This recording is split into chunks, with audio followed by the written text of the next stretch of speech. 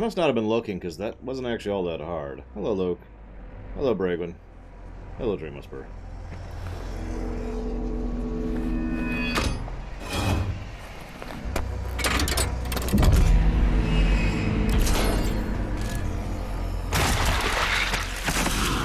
Here you come, Zeus. Oh, things.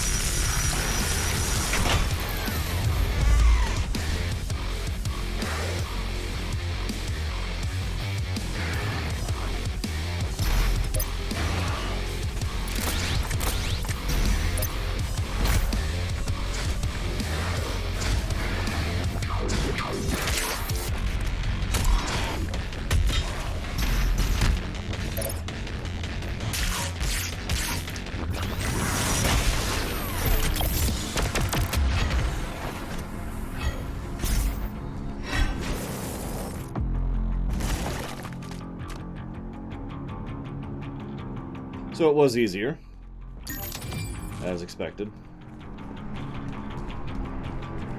And we got 4 of 15 on the Achievo. See if there's any enemies like right here that I could try to get some progress. Oh, no, this is a platforming section. So let's go ahead and pop out of here. Based on what I know right now, Loke, I'm thinking the makers actually made Hell to be their minions. And hello, Sierra Mike, Ronzada. Okay, Gum Gum. What's up? So here's that amazing cutscene we skipped. Anyways.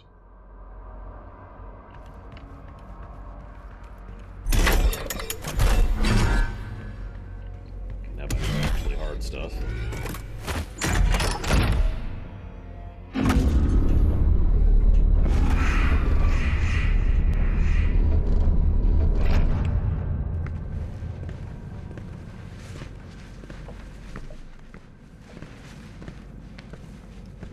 We found him in the valley, just outside the castle walls. He was badly wounded and wearing this.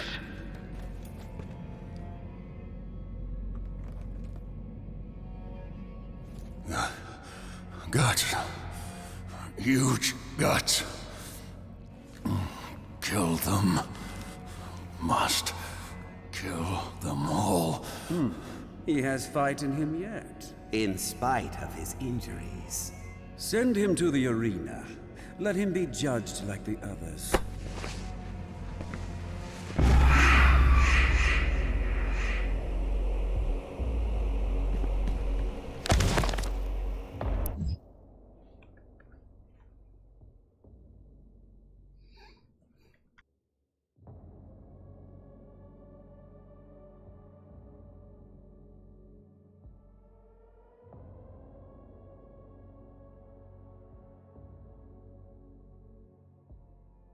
Oh, God damn it. In the time of King Novik, as the Argenta secured peace and safety through dimensions across time and space, an outlander came to us. He was not of our world, and spoke an ugly tongue. How he first took step into our land was unknown. Sentinel scouts had found the outlander bloodied, clawed, and near death, mumbling of impending doom, capital D, and the forces of darkness, capital D. The scent of blood followed him, and the gore that stained his armor seemed not entirely his own. By Argenta law, the stranger would be judged in the Colosseum, where he would be given the chance of all who stray from the path to fight for his freedom. We knew not of this stranger. His mind seemed crippled with rage. He dressed in attire not suited for our land and carried munition of arcane origin. We watched as his will overcame his injuries, and in the blood arena he proved his worth. The Outlander's technique was crude and brutal, but the determination in his charge echoed that of any true-born sentinel. His war cry echoed throughout the Colosseum, as did the sound of his fury as the guards cheered his banner. Rip and tear, they shouted, as the beast pushed beyond mortal wounds and certain death. He would be gifted no rank and no title. The survivors in the arena were provided only one reward, the right to earn an honorable death, while spreading the blessings of the Makers to those in need. The Outlander's determination was witnessed, his ravings documented, and the word of the Order of Deeg and Khan Maker brought him before her. She set her minions to learning his tongue, for with his ugly works he spoke of lands unseen, of creatures born of fire in a dark place unknown to the queen and her caste. Yet another opportunity to expand the gift of the Makers to those in need.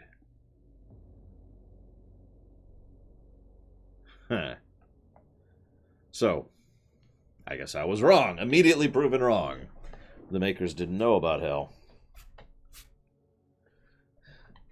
And apparently the old Doom games are canon. I was going to say, this would follow through from 64, specifically.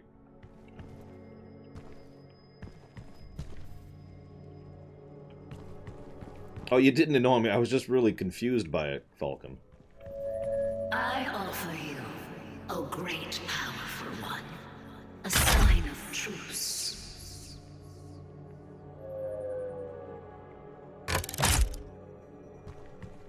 Probably a different Earth. You know, multiple dimensions, blah, blah, blah. Pity, though. It would be better if it was the same Earth. But whatever.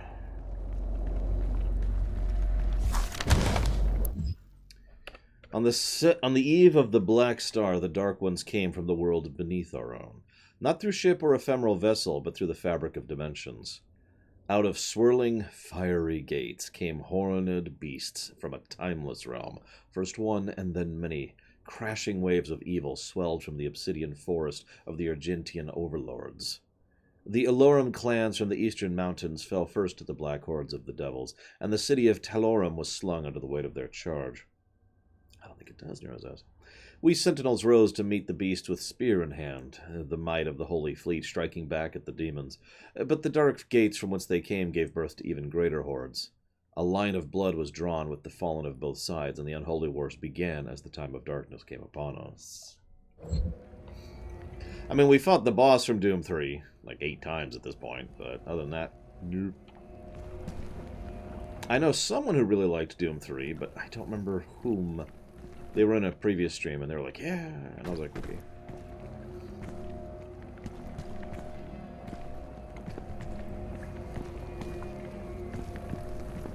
Just looking around, don't mind me.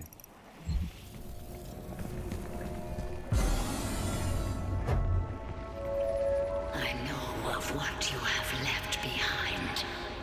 Go back to it then. Leave this crusade. You cannot save them. They have asked me for this, and so I give it to them. If you let the priest live, then I will return to you what the demons took from you so long ago. You need only turn back, and it will be yours again. All the pain you carry will be gone. I was gonna say Daisy, right? God, the demons made a really, really dumb mistake when they killed Daisy. I'm not even sure they're aware of how stupid of a mistake that was on their part.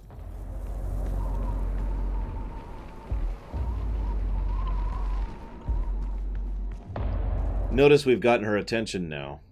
You know how I can tell that? Because rather than threatening or posturing, she is bargaining.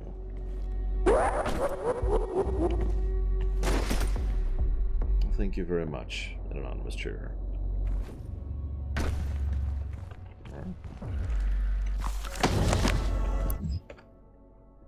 Unlike enemies of the past, we could not contain the demons emergent from the Dark Realm.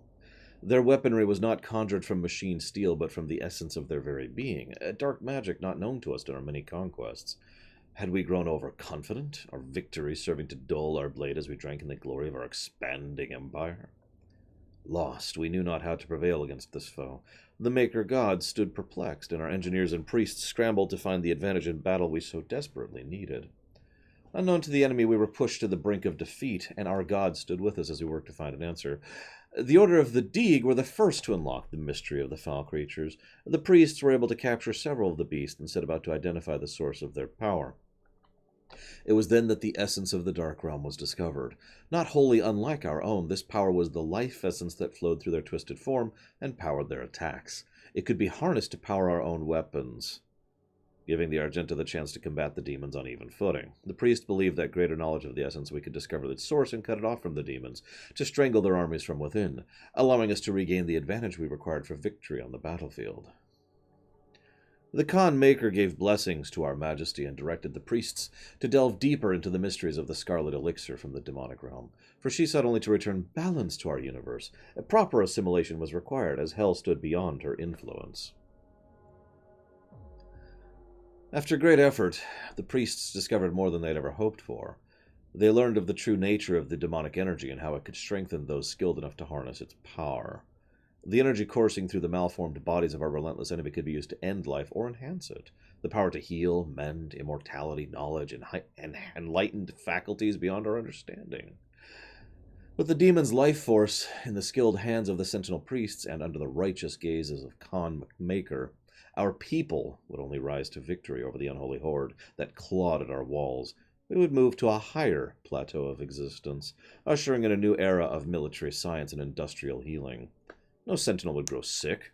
No maker would need to suffer the transfiguration they all feared, whatever that is. All would be risen.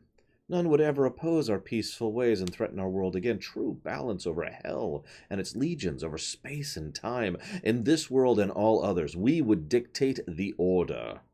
United with the Makers, we would, at long last, find peace.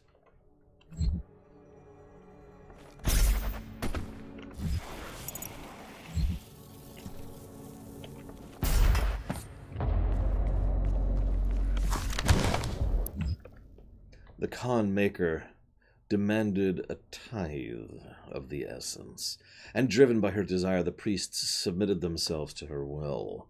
The Order of the Deeg took counsel with the king, and speaking only of the spoiled lands, sure to be found through the cleft in creation, the opportunity to purge the new invaders from Argent D'Nur, we took the war to their cursed land, pressing through the gates of wizardry.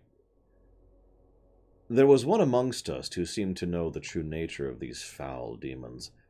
The Outlander, the stranger who had come to us from places unknown, he who had survived in the front lines far longer than any sentinel-born prisoner had before. His passion for battle against the vile horde was evident, his lust for their destruction matching our own, though Argent D'Nur remained a foreign land to him. His fervor caught the attention of the inquisitors of the Sentinel Guard, some whispering of a suspected allegiance he held in secret with the demons. Silencing the critics, King Novik deemed him worthy of selection.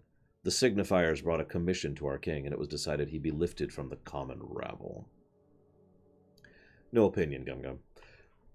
Though no arena-born prisoner had ever been granted the honor, the Knight Sentinels broke tradition and deemed the Outlander worthy of training.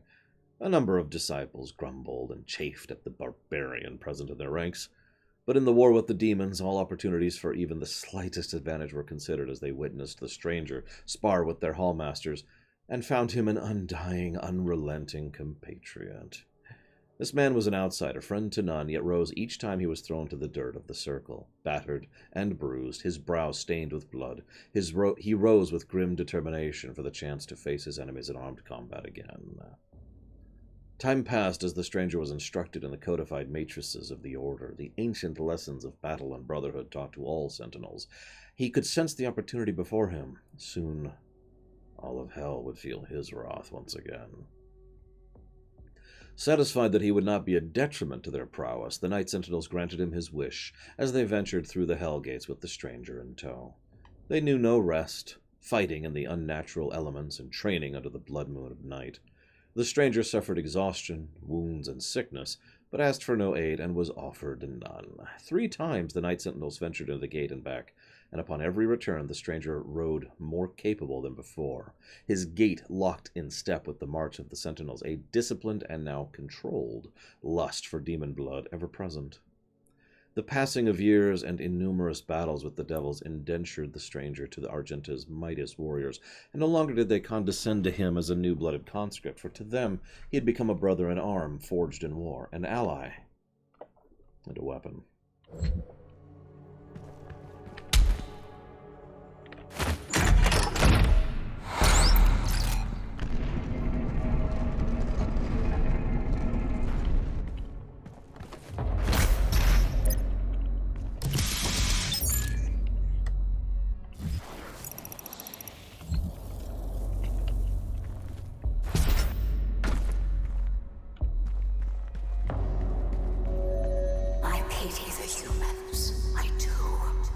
Theirs is a hard role to play. But I too have a world to save. Without their souls, there can be no hell energy, and the Argent will cease to flow. I cannot allow this to happen. You will not stand in the way of Urdag's progress. This is how it has always been done. It is not for you to deny us our chance at prosperity. So, the Makers are suffering an energy crisis. Huh.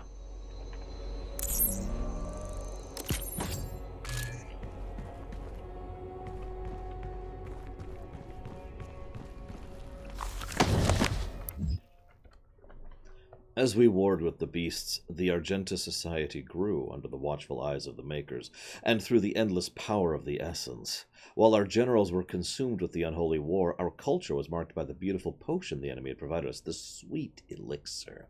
It brought us immeasurable capacity, and empowered us to reach farther into dimensions once thought beyond our grasp. Under the direction of our Maker gods, the engineering of our high priests, our weapons blazed and our war machines stormed. The throngs of the populace drank deeply from the well of energy unveiled by the priests, but we of the Night Sentinels took no part of their abundance. Some among us whispered accusations and warnings against this manner of progress, but they were quelled. It was not our role to dictate the future of our people, only to defend it.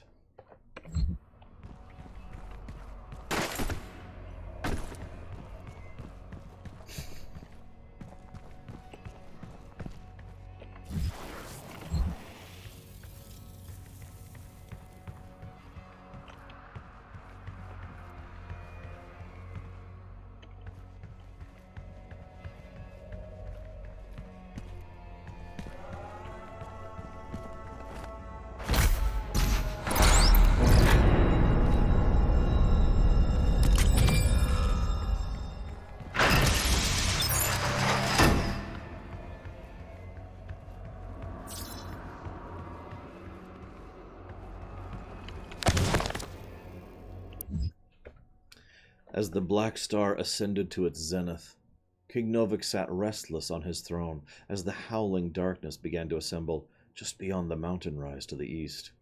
The blight came upon us in droves, flooding forth from the Hellgate with merciless fury. They brought with them a monstrous titan, a dreadnought, a beast to rival the stature and menace of even the mightiest ancestral. The grotesque giant laid waste to all before him, crushing all in his path. This was a total demonic assault, striking at the heart of Argent D'Nur as never before. How was it this behemoth could pass through the demonic gate without warning?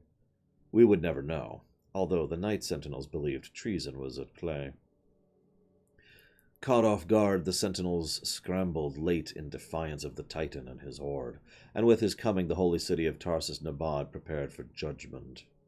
With the onslaught of the demons massed in the sprawling shadow of the abhorrent fiend, the city shook to its foundation. None were spared, save those that fled north. The vile swarm ransacked our temples and palaces, burned our towers, and feasted on the souls of our clergy. Yet the Night Sentinels rallied, held fast against the demons, though they were pushed back and corralled at the blood arena. As the dark of night descended, their swords remained potent and shred the enemy multitude with abandon. Amidst the unyielding ranks of the sentinels, when all other apprentices had fallen in battle, stood the Outlander. Rip and tear, he roared, ferocious in battle. The remaining conscripts of the arena stood in awe as they witnessed the beast who had once raged in their very cells, now armored alongside the shoulders of his sentinel brethren. He had risen where none others had, a true-born sentinel fighter, the very best amongst them.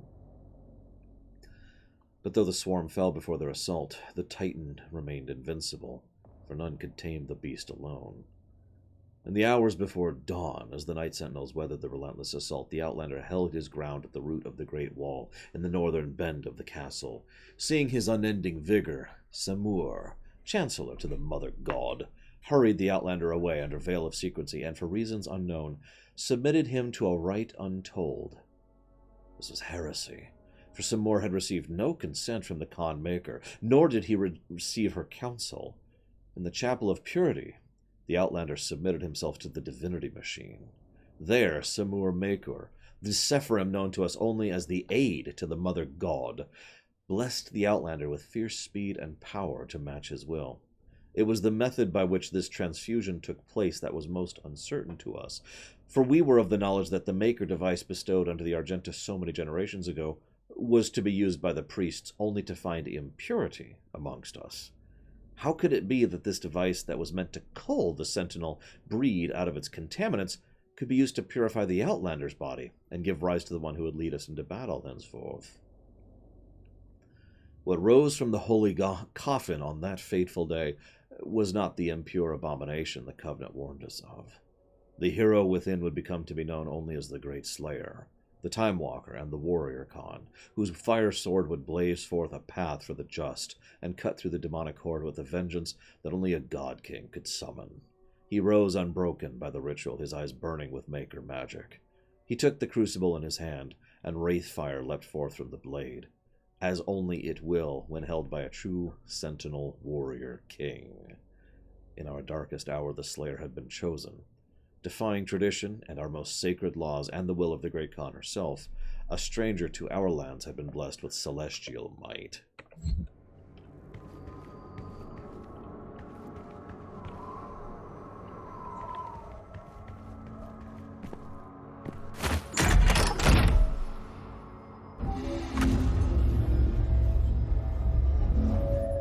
I cannot stand by and watch as you put our future at risk. Earth will be consumed, and the energy will continue to flow. It is your people's survival against mine.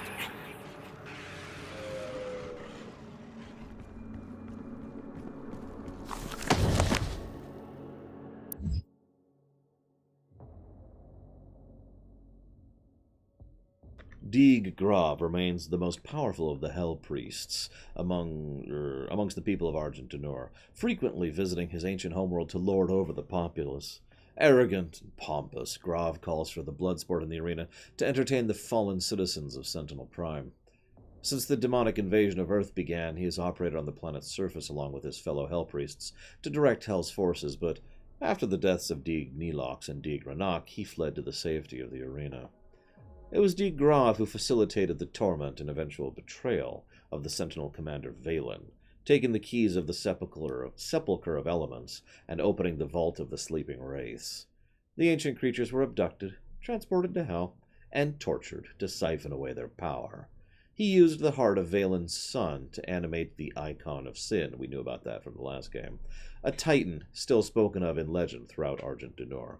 That also invalidates the idea that we were playing the Betrayer back in the last game. I guess we already knew that, but whatever.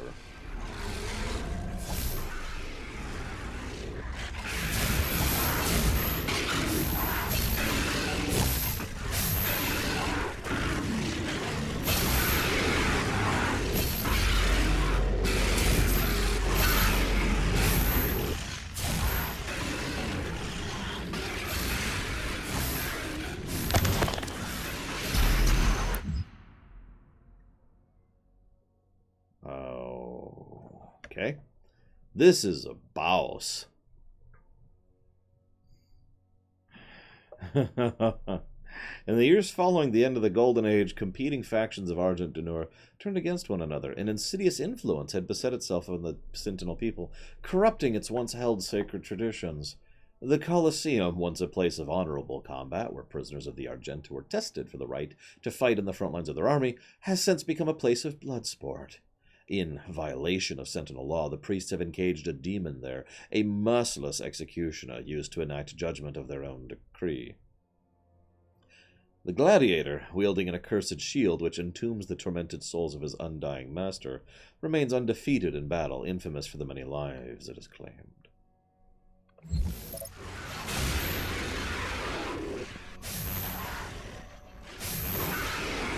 Wish me luck.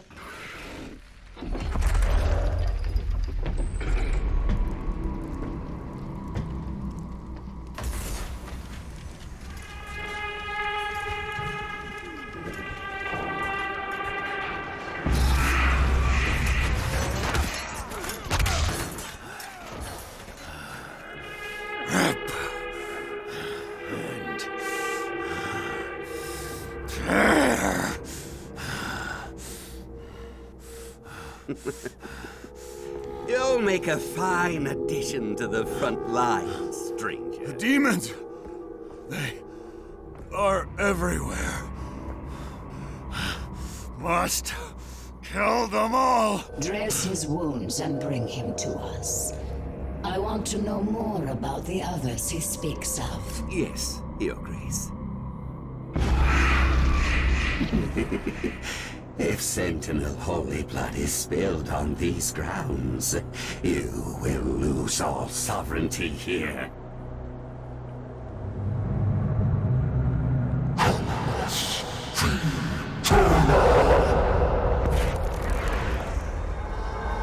I love this outfit.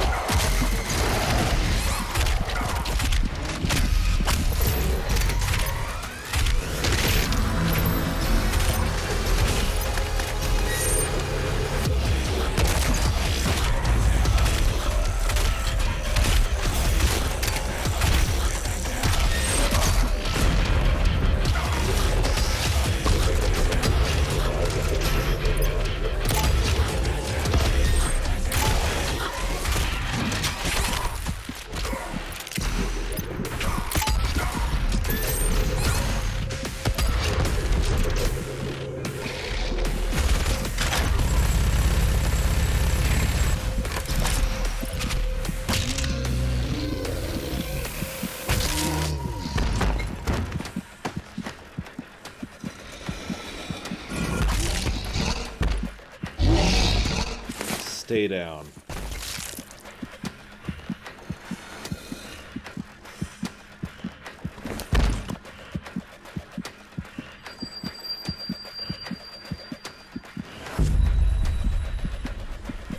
This stops nothing. Earth will be consumed, regardless of what...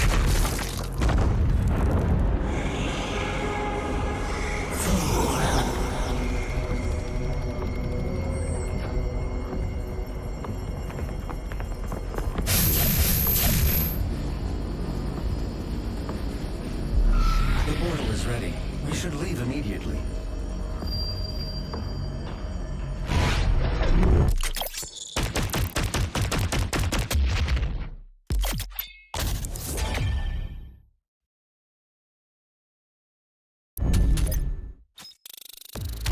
I can't imagine why, Razio.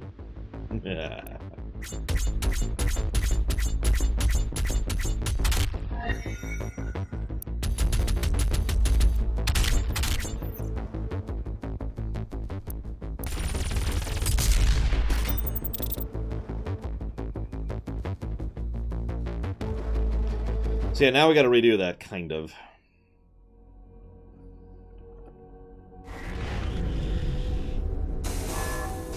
The Khan Maker has overloaded your systems. Vega has no control over...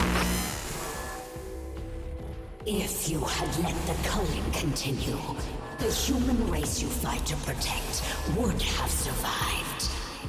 Now I will resurrect the Icon of Sin. He will devour Earth and leave your home world in ruins. Life on your planet shall never return. And this will be yet another world you brought to extinction. This stronghold will now serve as your prison.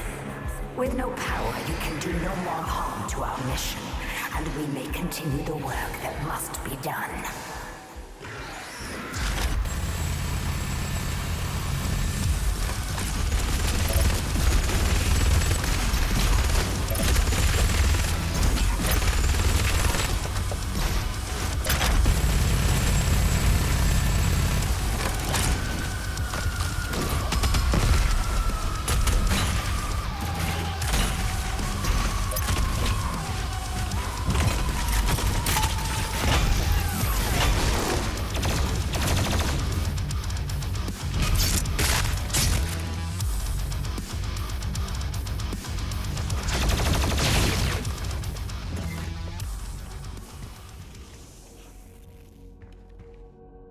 I'm sorry, whose house do you think this is?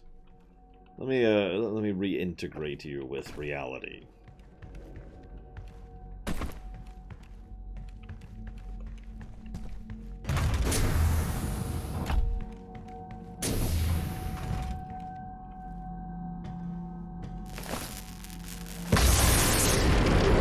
She didn't know you had the demonic crucible. In the end, the very power source you sought to eradicate from Earth is now what will help you save it. The mission on Sentinel Prime was a success. The demonic consumption of Earth has been stopped. Only a Slayer's Crucible blade can stop a Titan. You must get to the Sentinel city of Taras Nabad to retrieve your Crucible before it is too late. Without it, the Titan cannot be stopped. Setting the portal to Taras Nabad.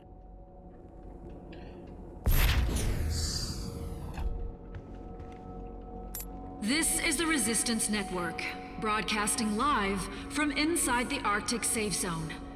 There was a Slayer sighting on Phobos.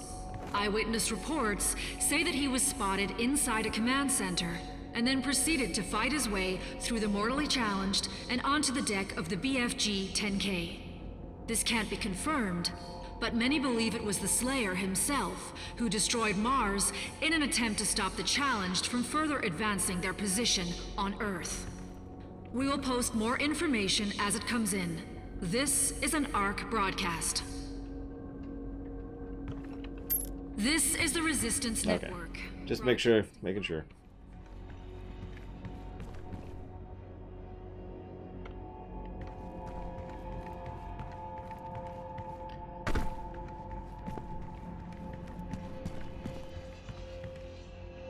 course, now we're being powered by hell energy, so, you know, that's neat. By neat, I mean, woo.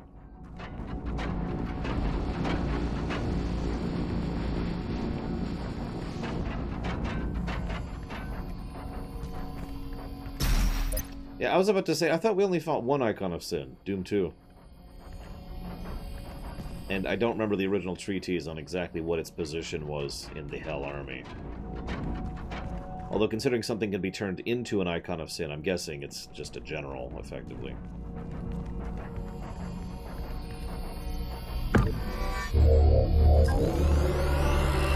Wouldn't be the first time, Malachor. Probably won't be the last.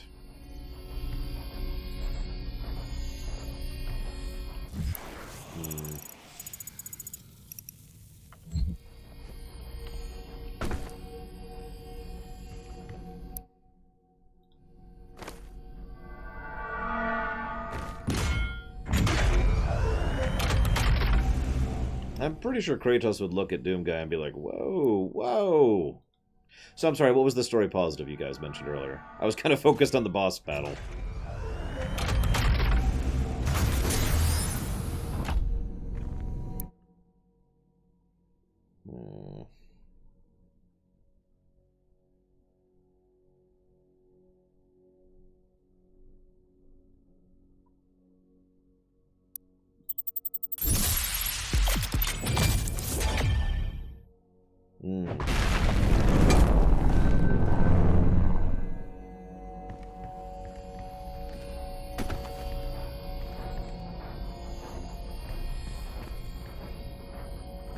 Kratos isn't mortal, though.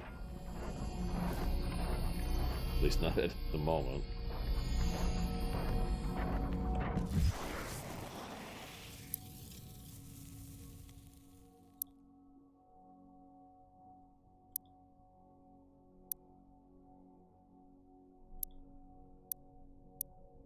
As of God of War 4, he is not mortal. There we go.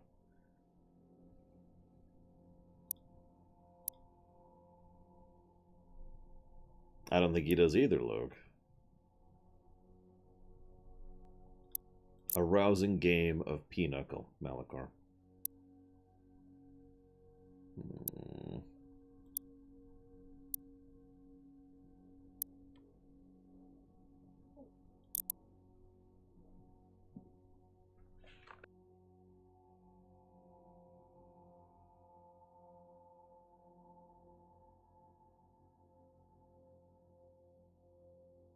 Well, that's the distinction between immortal and invincible, Pyromancer. An elf may live forever, but they can still be stabbed to death.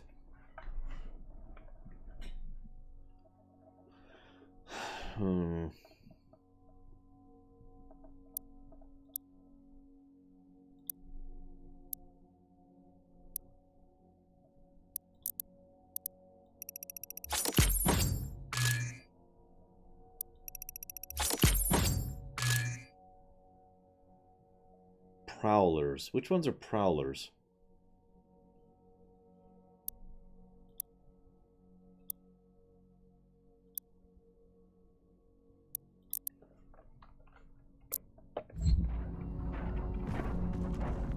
God, I don't know what those look like off the top of my head.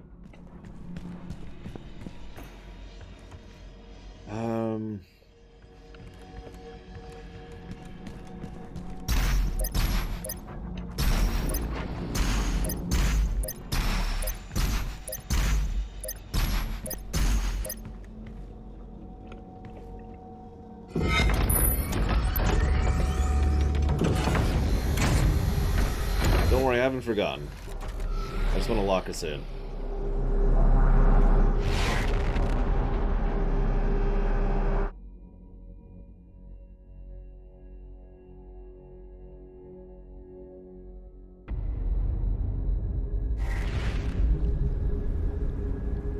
Your crucible is still embedded in the Titan that attacked this Sentinel City. Your first battle against the demons in this world, where the legend of the Slayer began. Nah.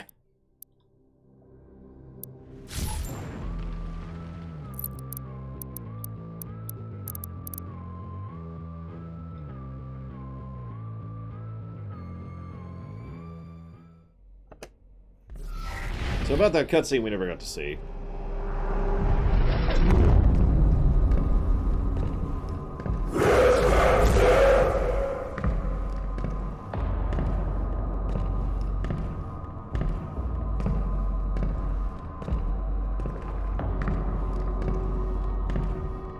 Welcome home, Great Slayer. Alert the priest.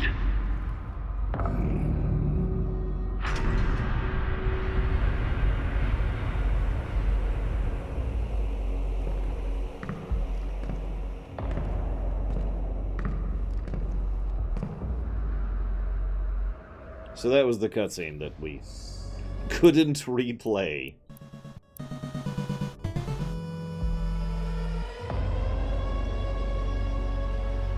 And thank you very much, Doralis. Very much obliged and appreciate, sir. Thank you. If you know where to put that, let me know. Otherwise, be destroyed. I mean, I'm trying to stop destroying. No. Ori and the Blind Forest is already in the docks, so you can't put money towards it. Your crucible is still embedded. Hang on, one second. See, I've got this thing called a website. In the Titan Dragon Age I can do. that attacked this Sentinel City. Your first battle against the demons in this world, where the legend of the Slayer began.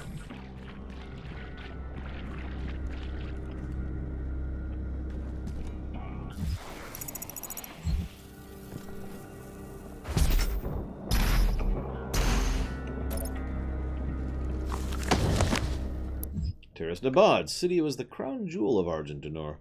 For centuries it served as the spiritual heart of Argent society, home to both the royal family and the center of political power. No expense was spared in the building of the city, with bold colonnaded architecture and towering monuments to gods and kings, resplendent on every avenue. Rural Argenta flocked to Taras Nabad on pilgrimages to Maker temples. The city was ground zero of a massive demonic invasion attempt, and although the invasion was thwarted, the attack changed Argenta society forever. And now we start fighting Makers. Oh, that guy. He's not a Maker.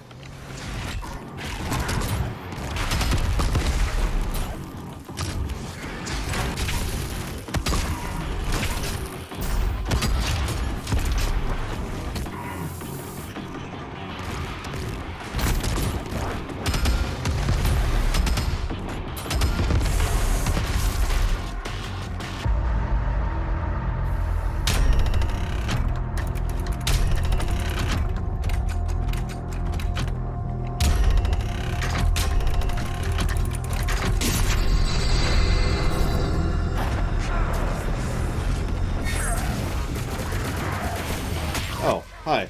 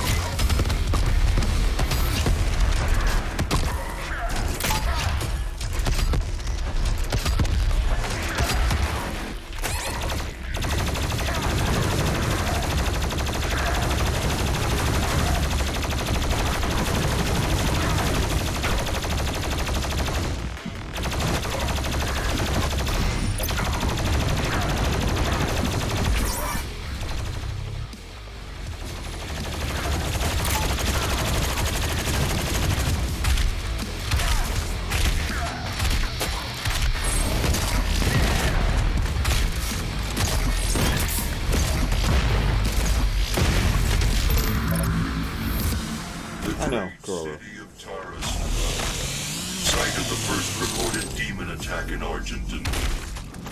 According to the Corax tablet, the city would have been lost had it not been for the arrival of the Slayer. I hate fighting those guys.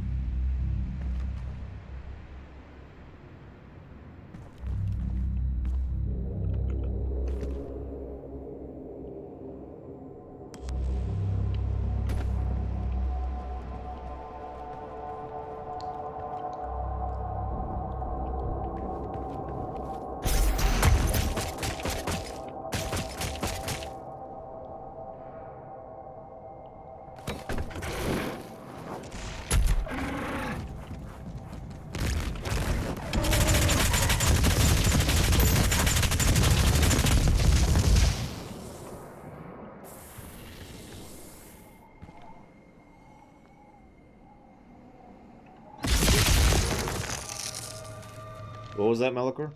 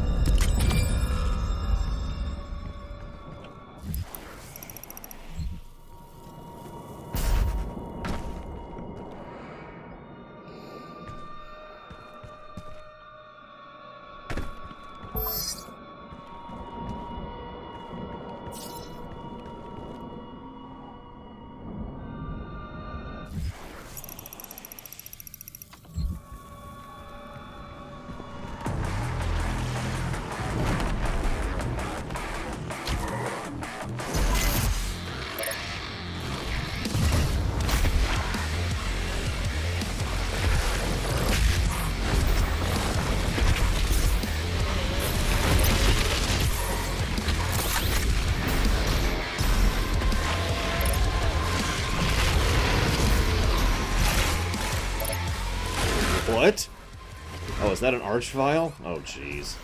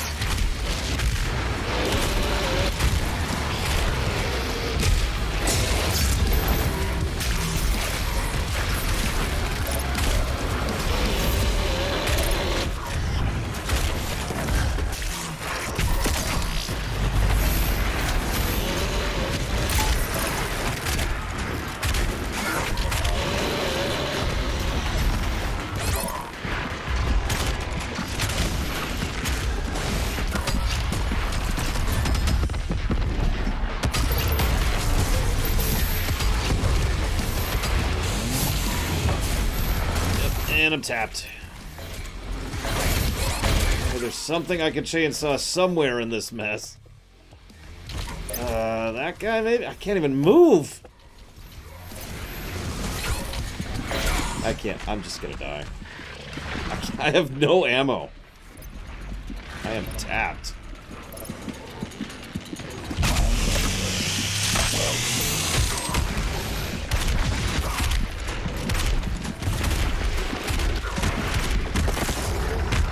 Jesus Christ.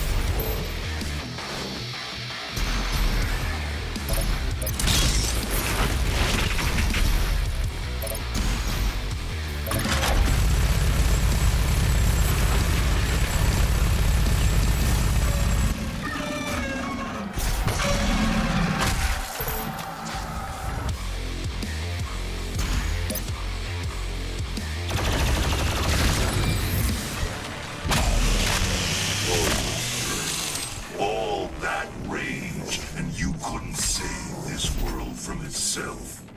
But this time Earth will be different.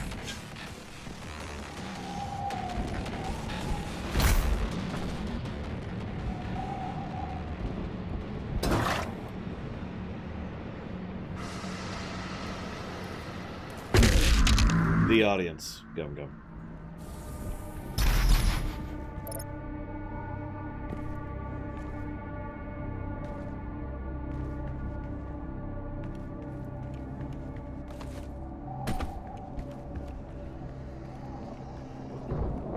So apparently the lesson of the day is kill an archvile immediately. Go figure.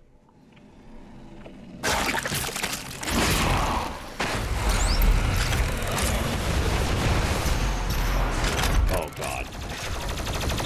30 seconds to kill that thing? That's the wrong button.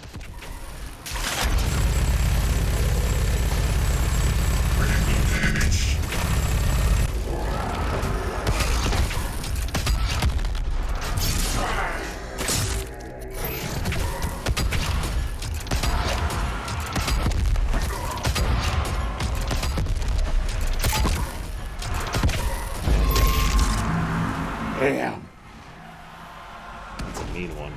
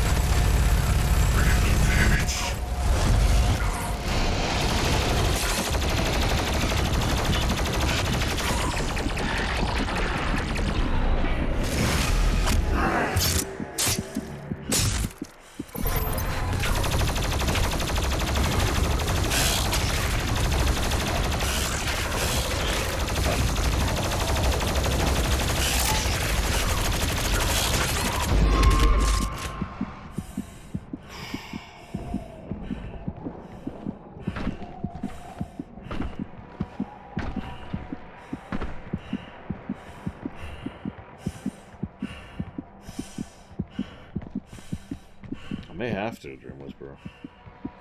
Although, looks like all my ammo capsules, aka chainsaw targets, have gone away. So that sucks.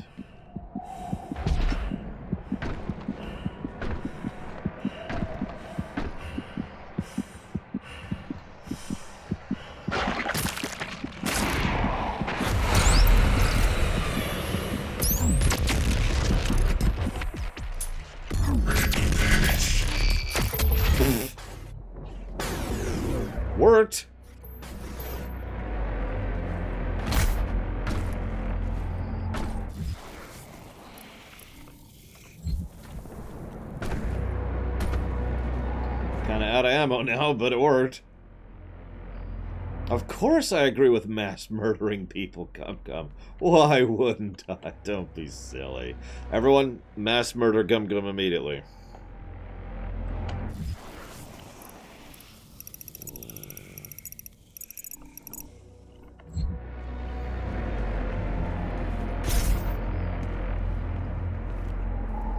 I am stupidly out of ammo right now.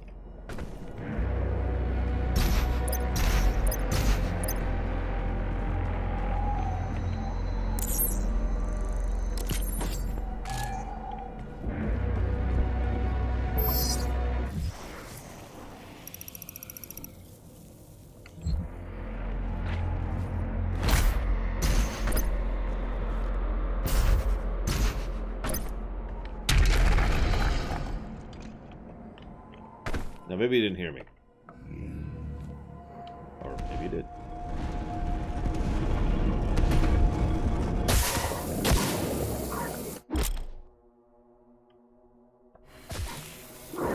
Well, that's good to know.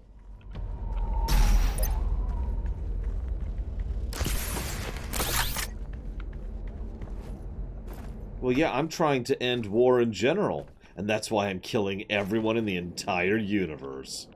See, the ends do really justify the means. All you have to do is make up some, you know, nice-sounding end, and then everyone's like, oh, well, I guess I can't judge you then. Oh, well. Guess we'll just die then.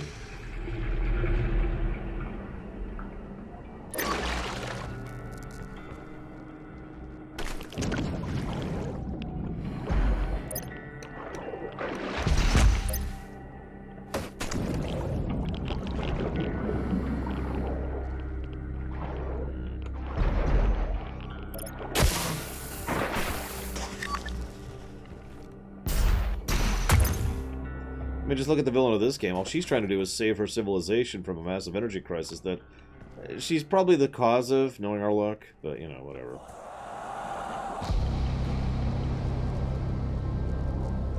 Greedy? No. Absolutely not. Of all of Armstrong's faults, greed isn't even on the list.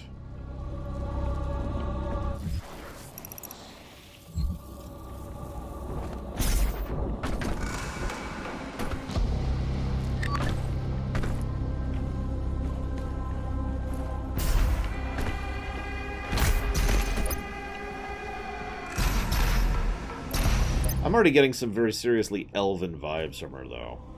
You know, like, our civilization is ancient and must endure, no matter the cost. Ancient rotting husk of a civilization. Old Republic parallels, etc., etc.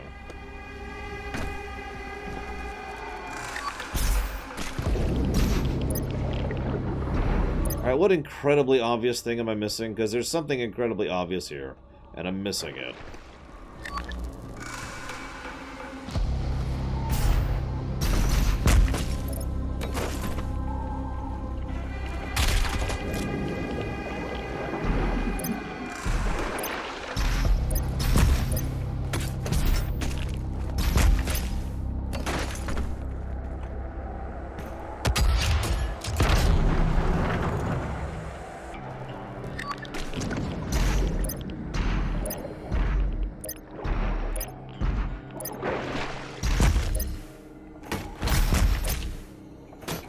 It is written that your hatred for the demons gave the people of Argent D'Nur hope, as it does now on Earth.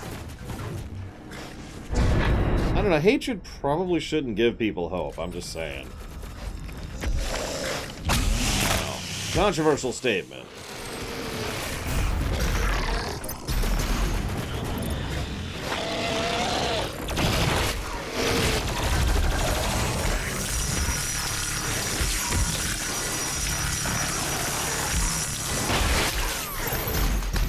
Five.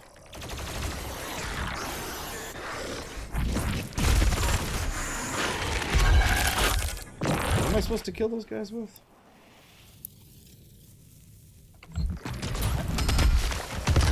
That, apparently.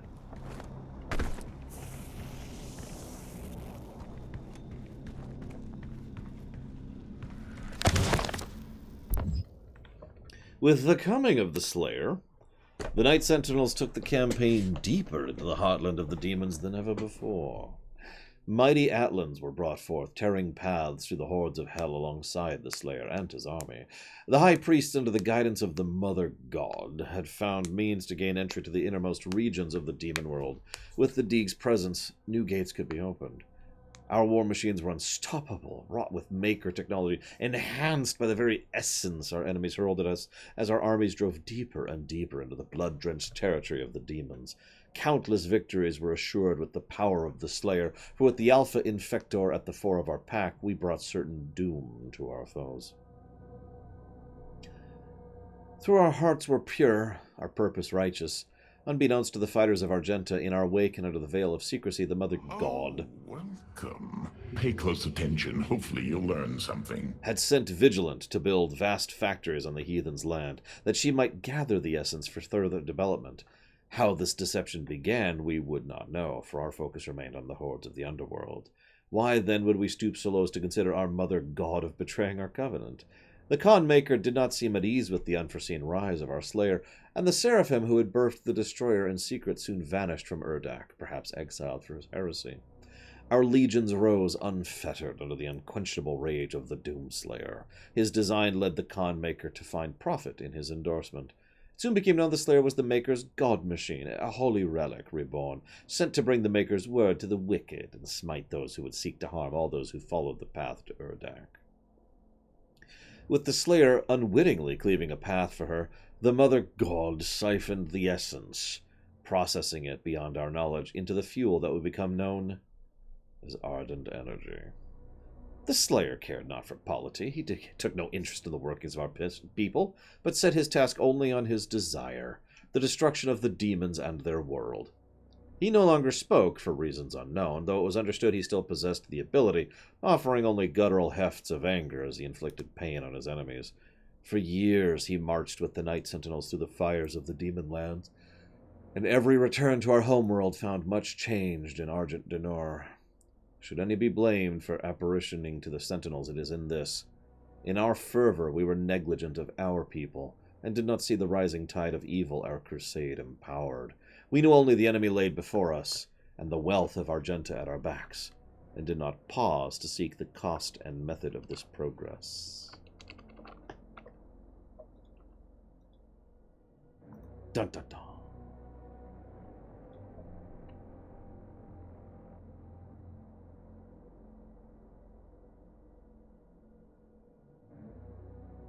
You mean the one from Stargate, or the one from the MCU, Vigilant? Or the one from Hector Anthem?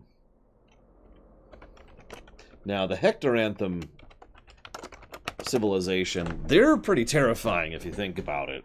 But at the same time, it's okay. Like, I forgive them for bringing Anthem into existence, because if nothing else, it showed us the rotten corpse that BioWare is. Like, imagine BioWare is the same as the makers, and it's just kind of one-to-one, really. And thank you, Vigilant, very much for the support. And thank you very much, Hector Anthem. Very much obliged to both of you. Thank you. And I've gotten that towards Tor and Last of Us 2.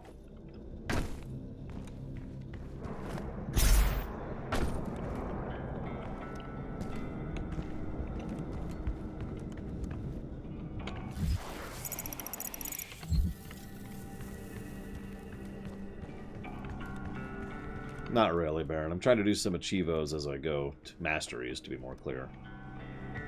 Failing at it. It's getting hard enough just to survive fights.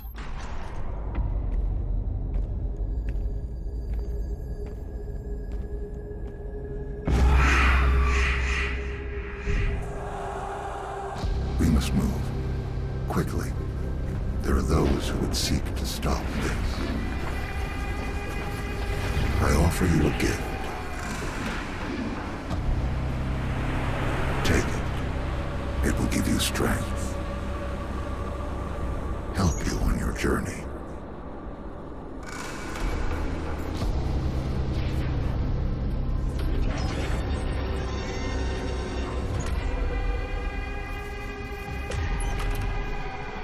And now, They will fear you.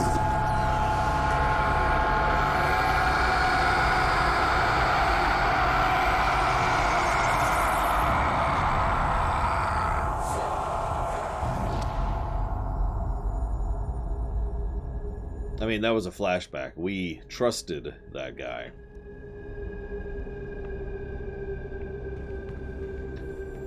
Yeah, but by the way, that was amazing audio direction. I don't even know if that was deliberate. Did you hear that, though? His screaming coincided with the screams of the music.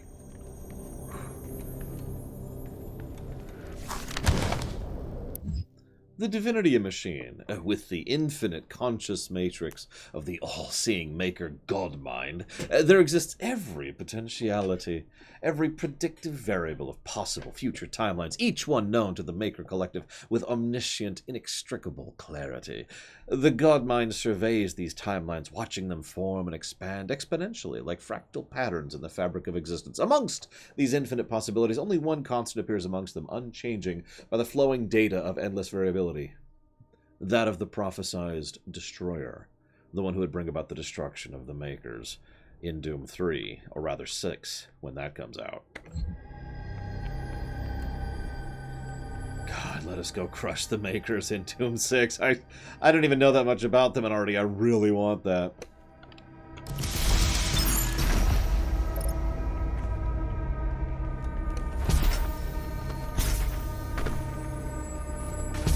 Yeah, I noticed that, Korora.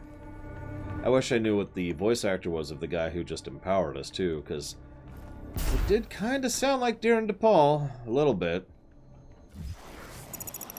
Then again, it's hard to judge his voice because, God, that man has range. He can do a lot with his voice. So I never got that. And there doesn't appear to be anything looping back.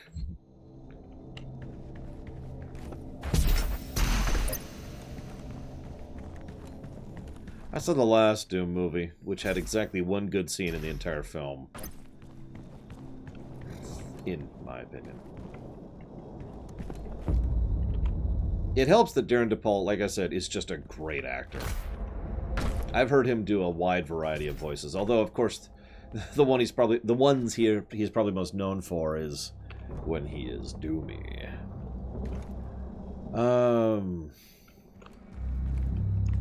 I believe so, TKG. Although I'm not sure 100% how they do it, yeah. There's got to be a switch or something. Any thoughts?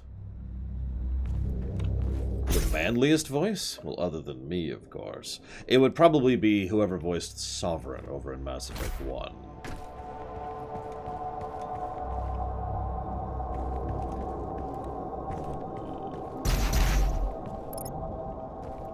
Yeah, he played Reinhardt. He played a lot of voices over in World of Warcraft. He plays Hayden here. He voiced Arden in Final Fantasy 15.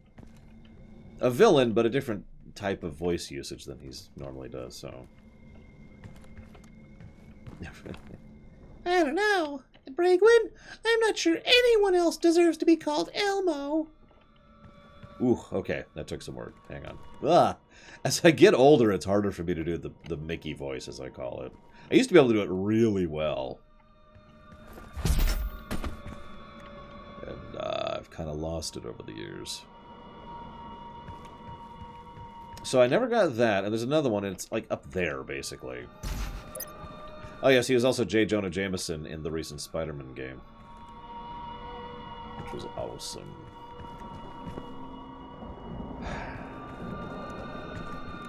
I don't see anything. Whatever, I give up. I give up. Sure, Korora. Because I've given up. I'm moving on, so feel free to tell me. I failed. I suck. I'm done. I'm gonna shoot myself. There, okay. Okay.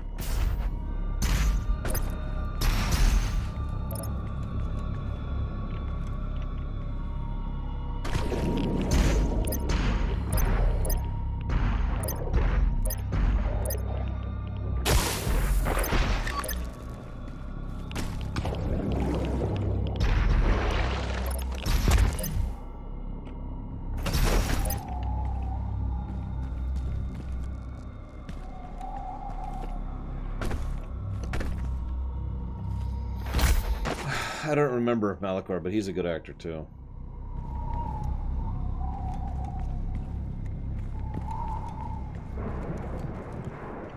I would not include the Doomslayer into the extant in general, Gum Gum. If I had to, I would direct him.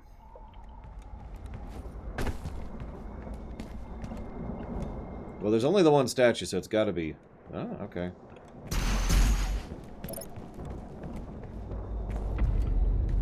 So... Now what? He's already got that.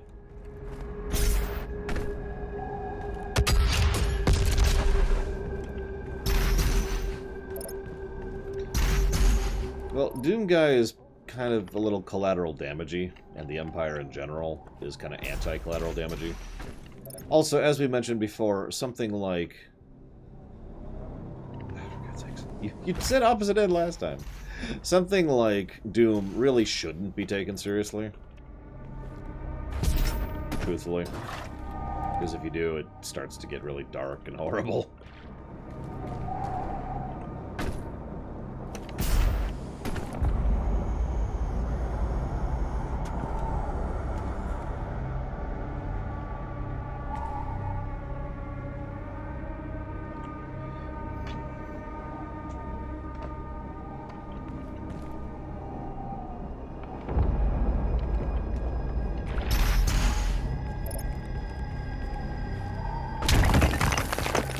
Did not see that. At all. Wow. But yeah, whoever said earlier that this is in the same vein as Warhammer 40k, I am completely with you on that. Should not be taken seriously. Thank you, Korora. I absolutely would not have found that. And someone asked earlier if I'm trying to 100%. Actually, no. But I am trying to explore as I go, because, you know, it's fun. I got that thing. It's not like Devil May Cry can't have a good story. 3 and 4 and, well, 3 and parts of 4 and 5 all proved that. It's just probably not something you should take super seriously either. Is the other statue in the other courtyard? Or is it here?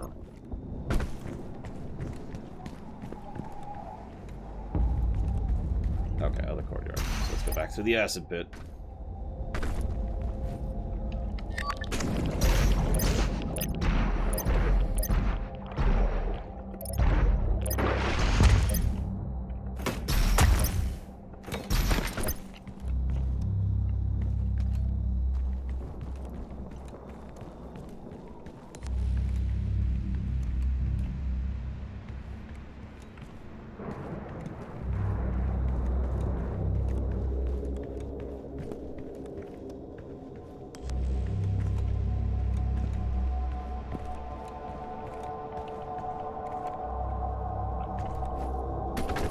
Why would I, Gum Gum? What does it matter to me? What do you think I am, a purist? His name. Gotta say it right, Bernard.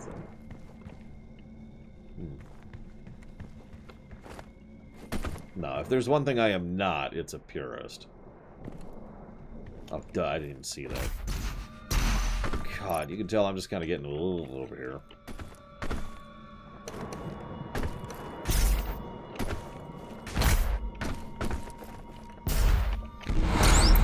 Yeah, I don't care if you change something. I care if you change it to be better. That's, or, you know, at least as good. That's what I care about. Give me a Star Trek high school musical. As long as it's frickin' good, I don't care.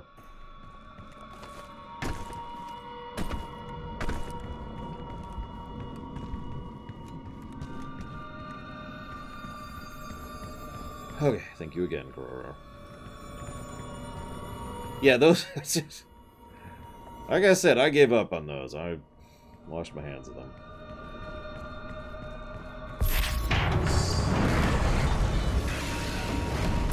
I could use some ammo.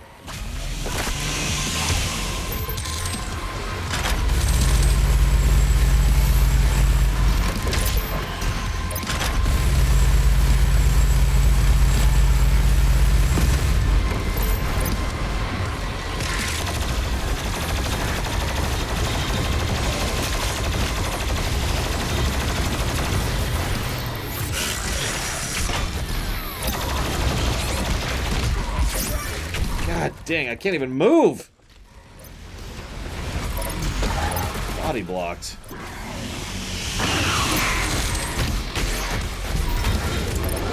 Ugh. Huh.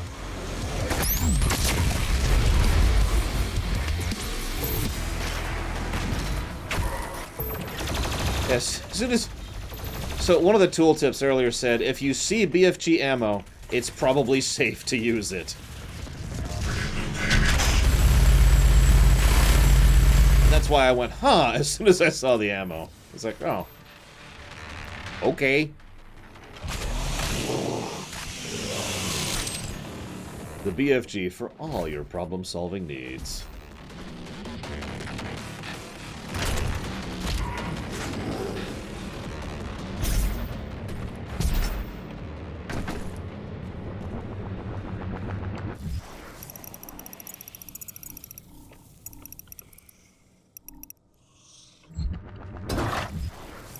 See, that's what I really want, because that is going to get me my gun right there. If your toaster's broken, it won't be for long. Hey, Cord.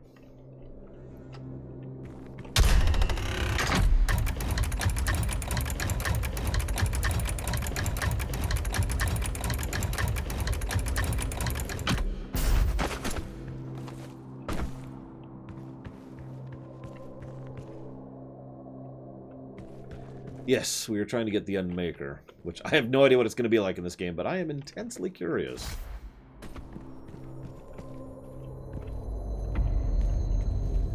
Can I have some ammo, please? Thank you. Come again.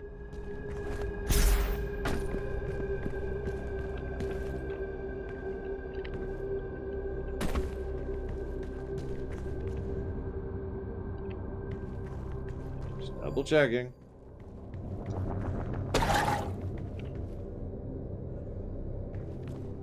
I actually do too, Blackwell. I say that like it's so surprising.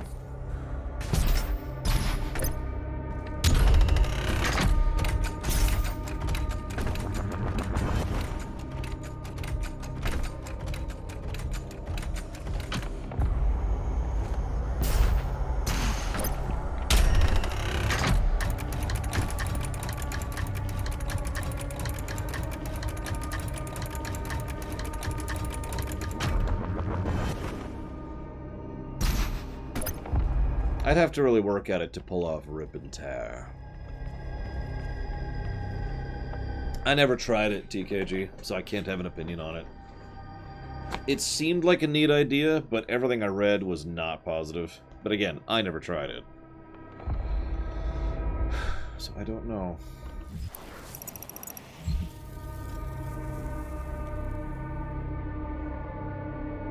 Yeah, it was a thing they implemented in Doom 4. The idea... No, Baron.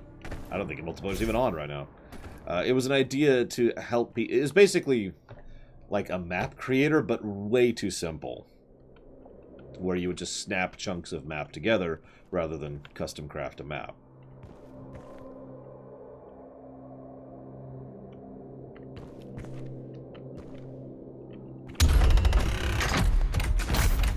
Effectively, it was kind of how making a custom map in, say, Oblivion would work. But, I mean, for Doom?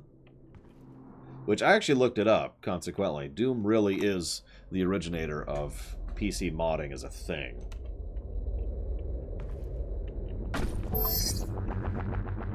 Not Codifier. Innovator. Oh, here it is. God.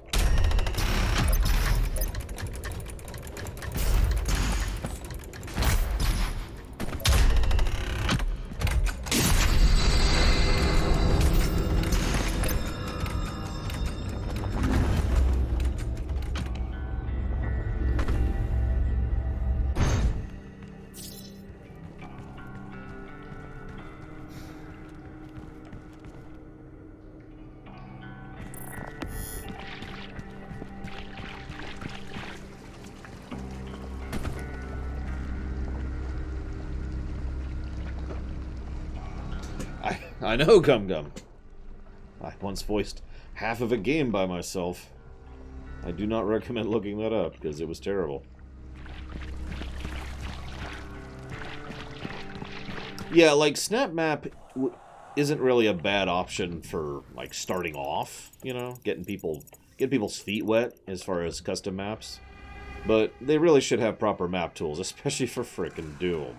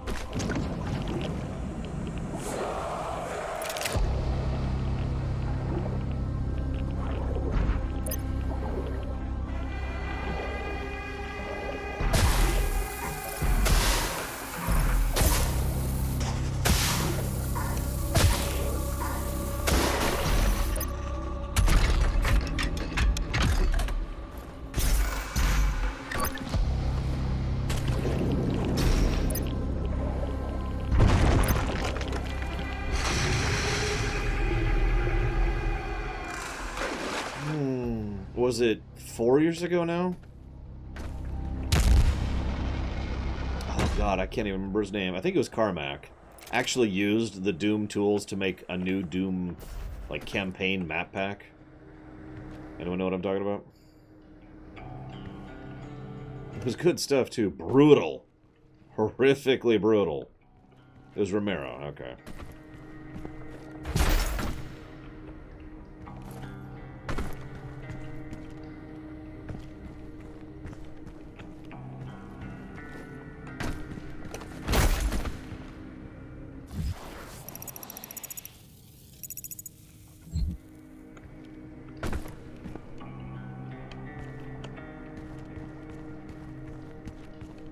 Really? That's cool, Sierra Mike.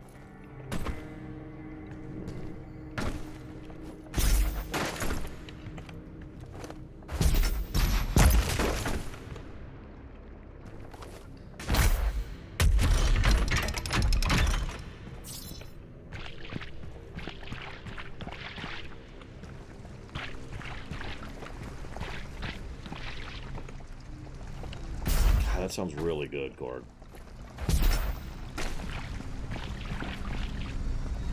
I had a burrito. I mean, it was a good burrito, but, you know.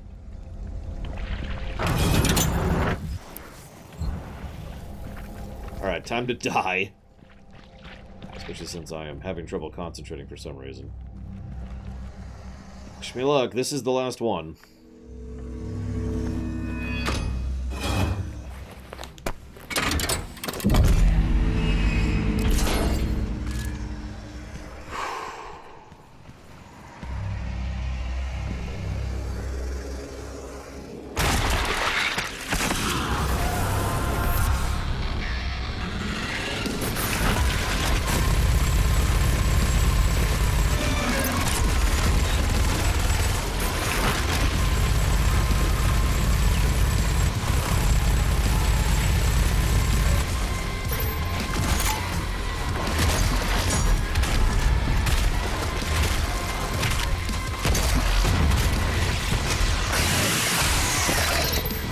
I suck at rocket jumping.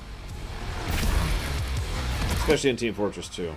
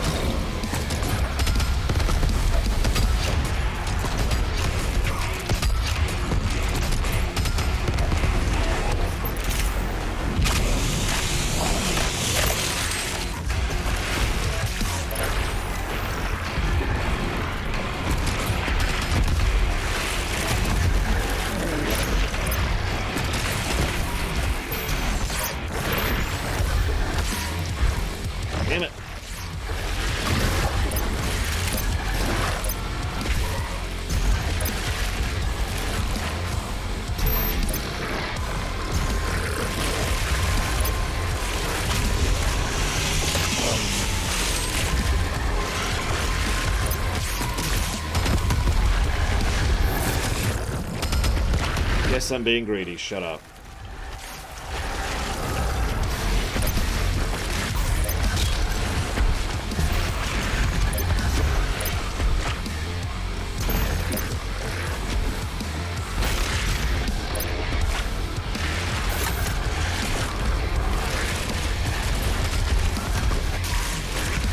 Good to go on that one.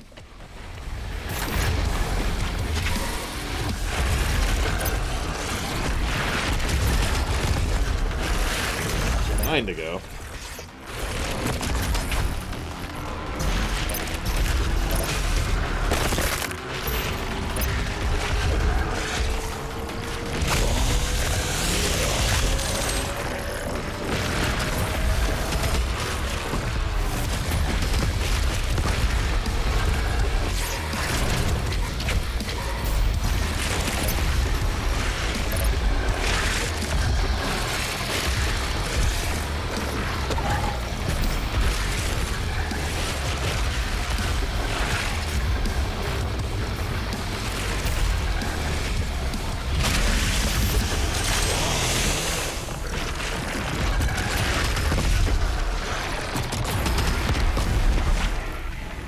Seven to go.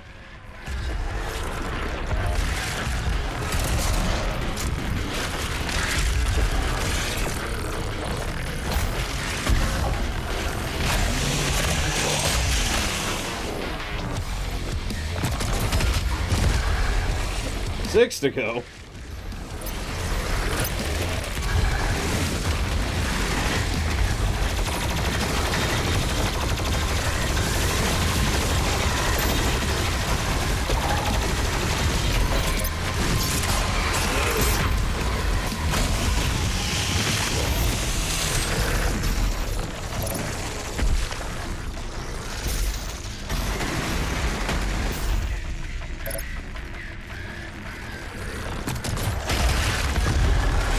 And 5 to go. Okay, how to kill things.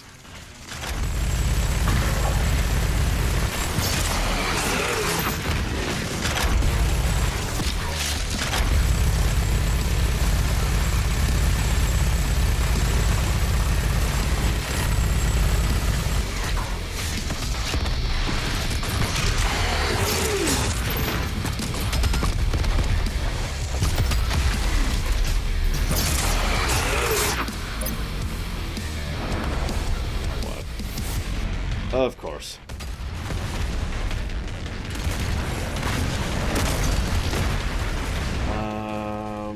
Okay, bad, first of all.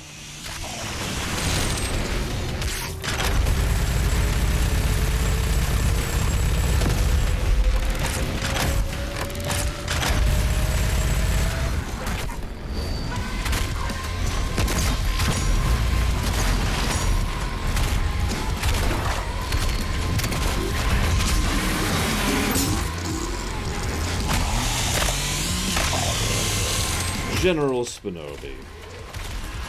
What an unexpected pleasure.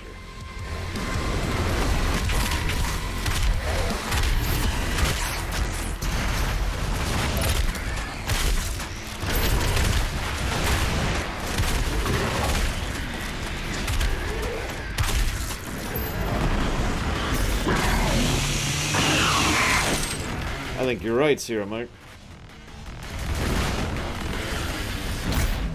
Well, there's only one way to figure that out, Spinobi. And only you can use the command to make it happen. All up to you, sir.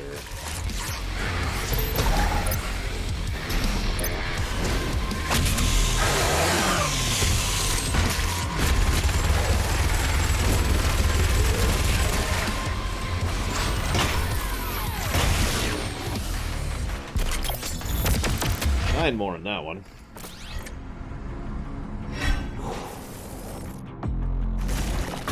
I'll take that.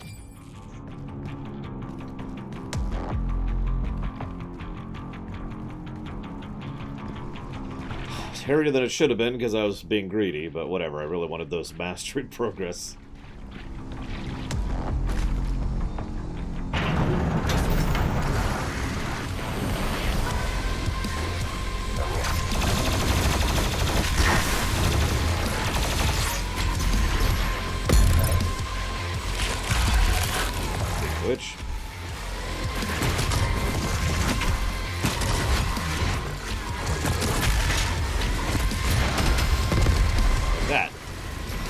just ignore the guys beating the crap out of me so I can kill that one guy behind you properly.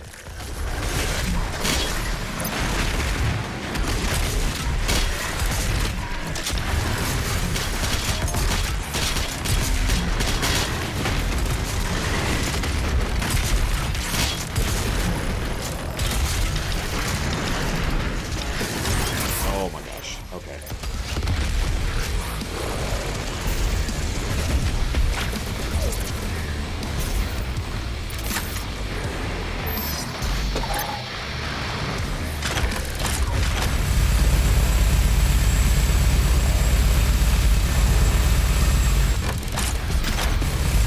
Damn it, I volned him, I didn't even tell.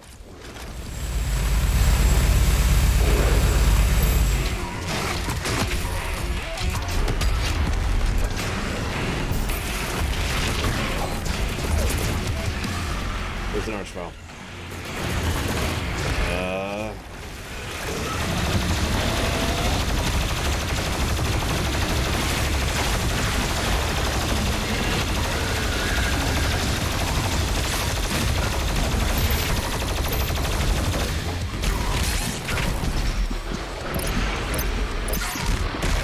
God damn. I don't have any ammo. I know I saw an ammo earlier, but I've actually got it. Where am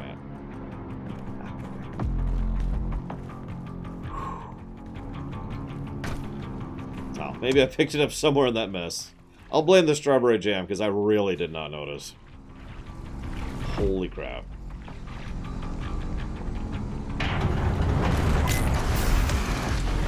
Just get this right up front this time.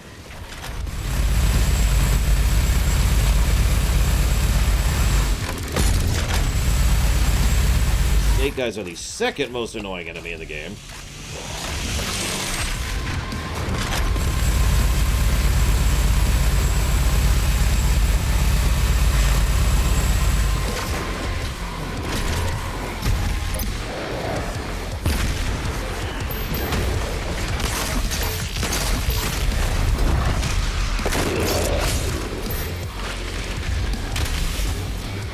Speaking of annoying enemies, where is he? Where is he?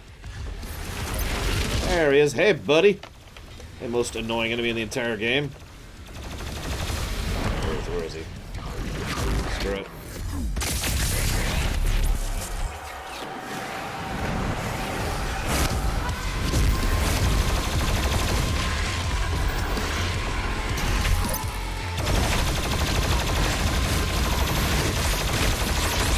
Okay, see what I'm doing.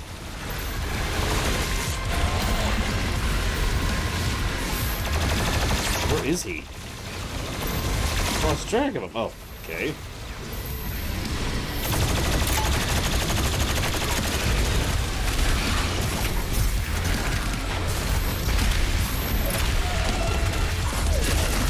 Oh, God.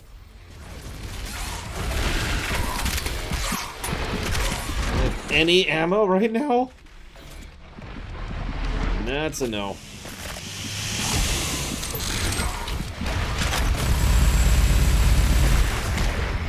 Wow, that archvile. Damn.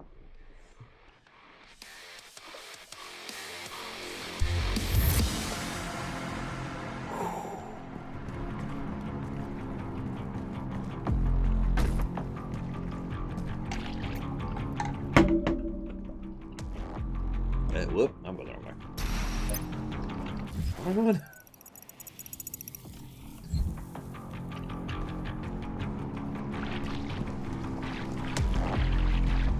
I'm glad you're liking it, Sputnik Block. Yeah, I love the soundtrack too.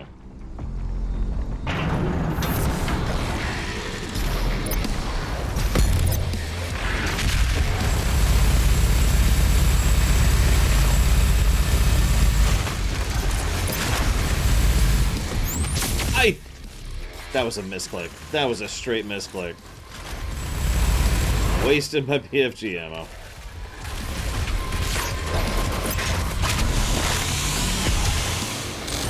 Wait, Greedfall had music?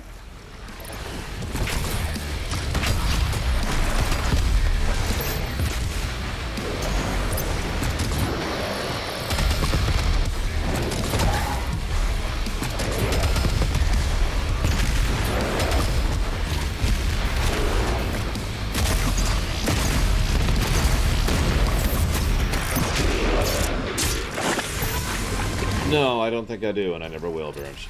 Shush. Shush! Be gone with you, sir. Oh, he's up.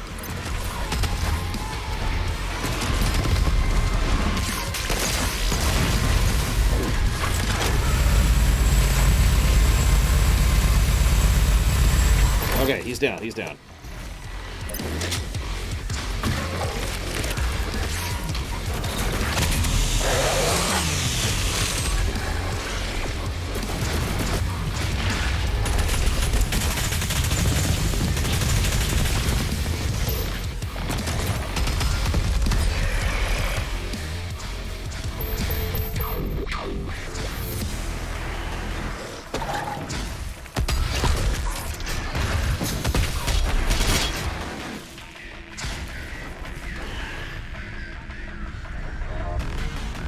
Yeah, I decided to be greedy in the middle of that as well. Once the Archvile was dead.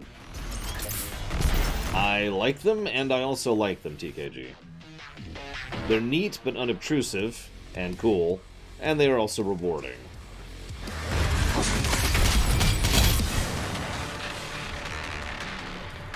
They are one of 3 things this game did right, I think. And only 3! Ignore all these.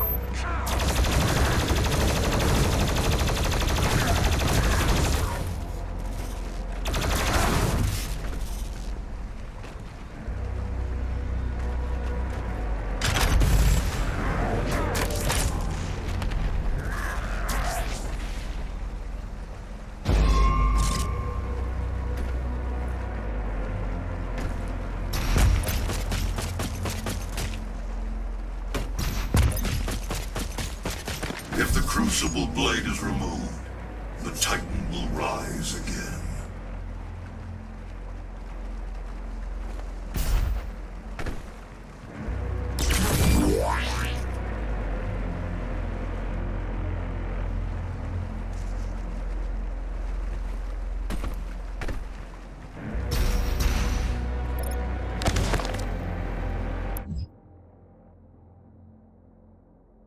Apparently I'm muted.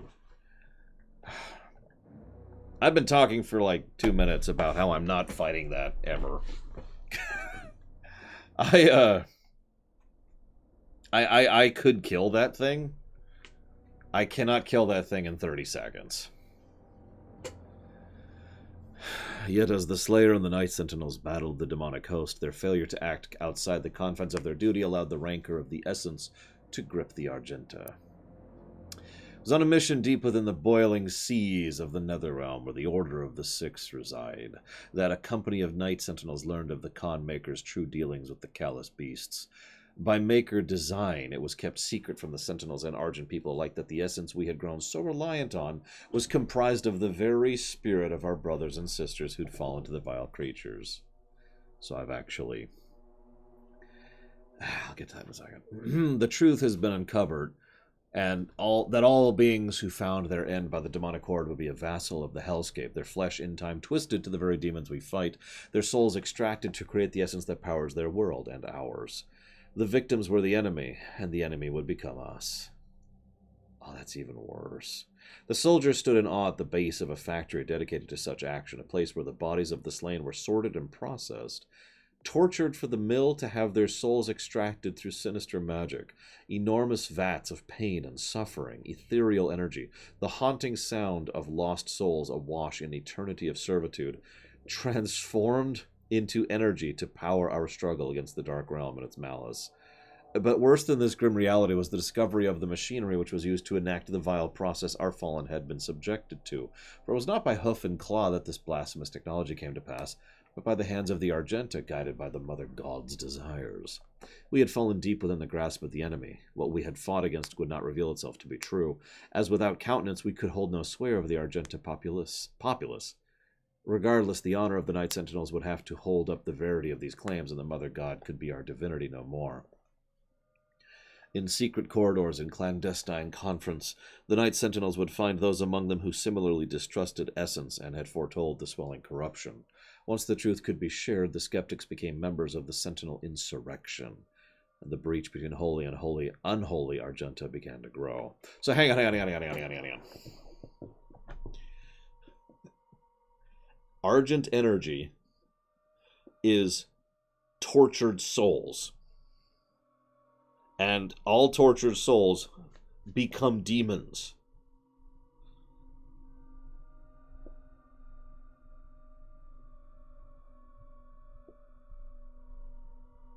Wow, that's messed up.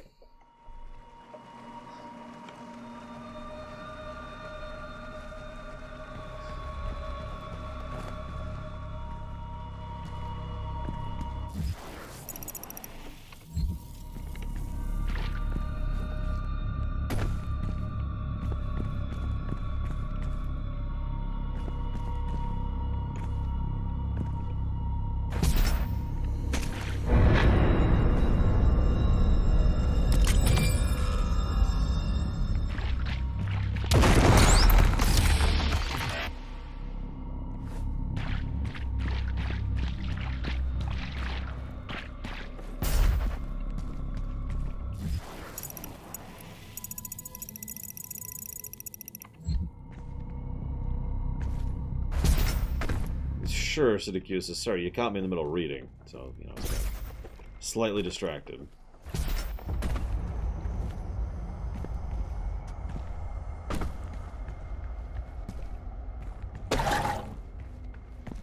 Yeah, they saw Monsters, Inc. was like, we could do better than that.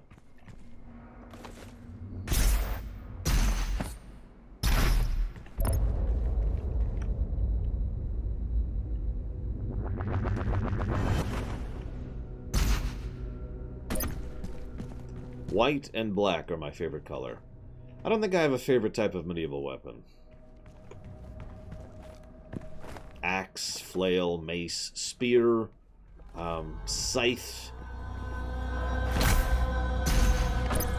hook sword.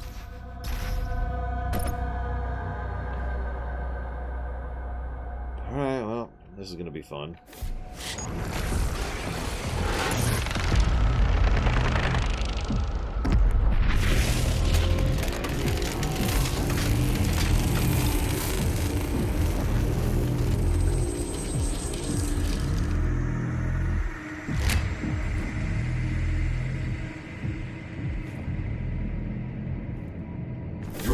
should contain what you need.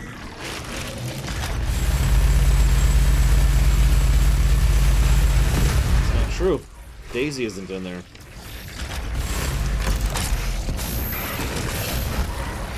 Damn it.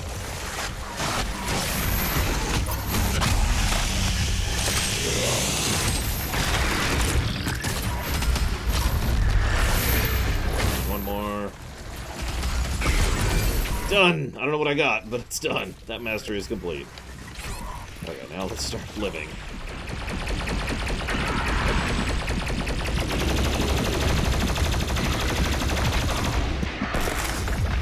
Or dying. We can die too. Whew. Sounds like it, Loke. Although, from what I've seen, it looks like the Maker didn't know about the demons until we showed up, which kind of leaves me with some questions.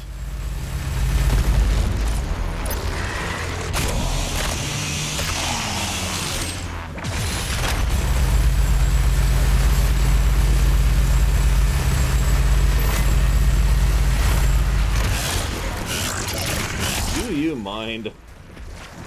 This is so rude.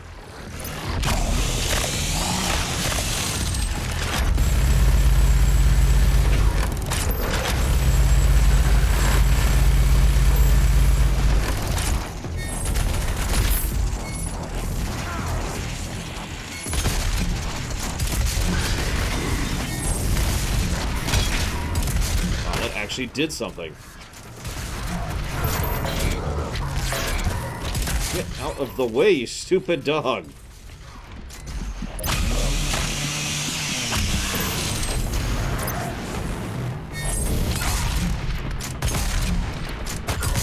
I discovered how to damage these guys. Get in their face and use the super shotgun.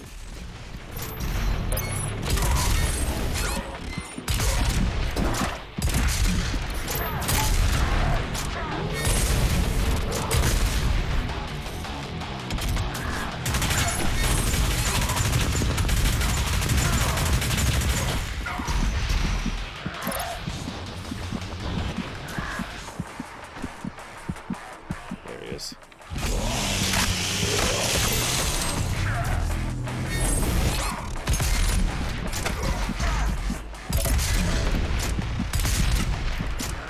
Really don't like fighting these guys.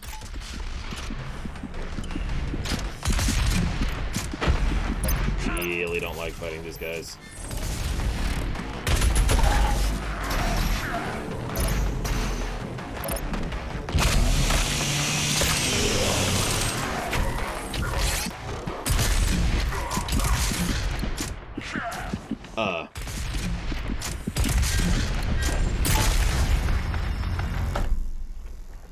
I really don't like fighting those guys.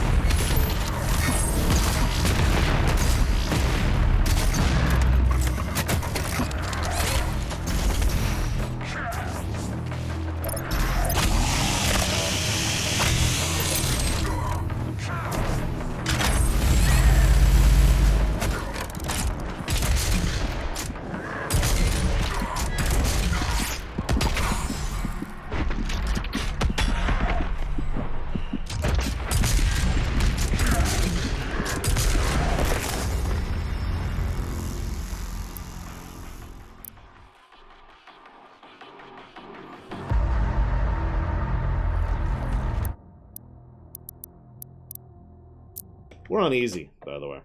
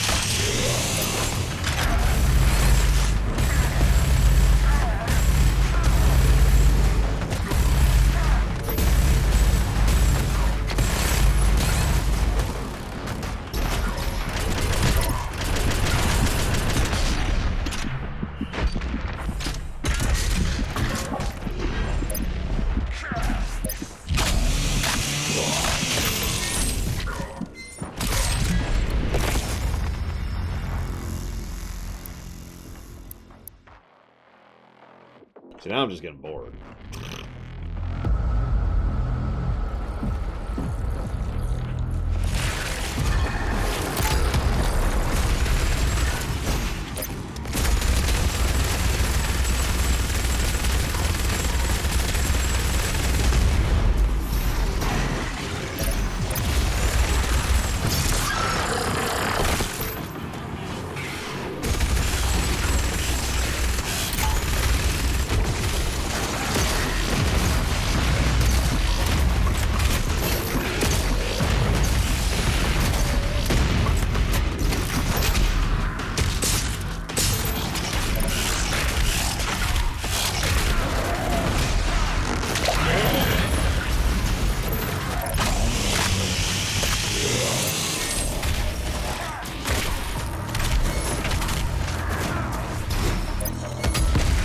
I guess the game heard me say, oh, I could kill one of those guys, and said, no, you can't.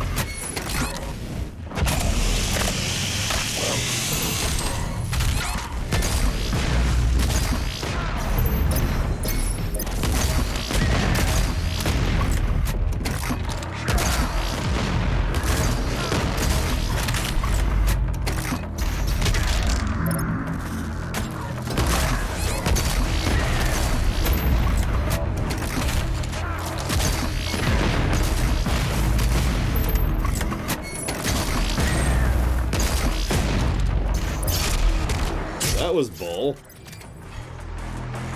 Puh.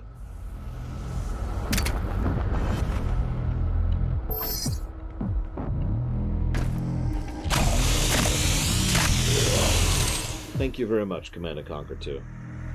Very much obliged, as always, sir. If you happen to know where you want to put that, as usual, let me know. Otherwise, well, you don't want to know what's going to happen.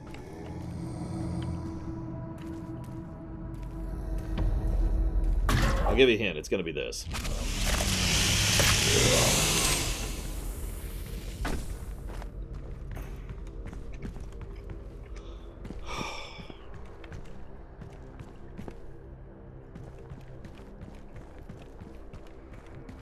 Basically, I'm calling bull because his stun timer was way too short. In fact, I didn't even see him pull out of it as I rushed up and hit E. Bloodstained, you got it. No chainsaw for you, sir.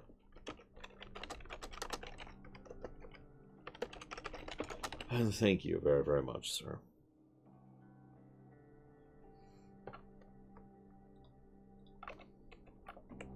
The world of Argent D'Nur has fallen. Divided, the demonic energy flows now to the south, and the society you once knew has been replaced by a corrupted world under Maker rule. It did not need to end this way. If only they were like me and how they used Argent energy. Wait.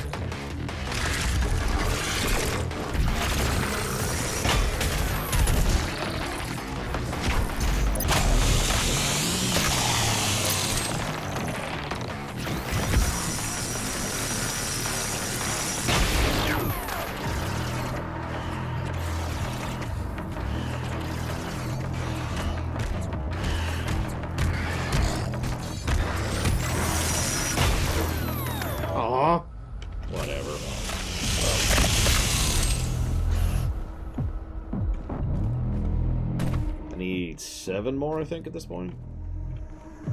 What other ones am I working on? Oh, yeah. The Arachnos. We haven't seen any spider demons in a while. They're too low tier for where we are. Ham.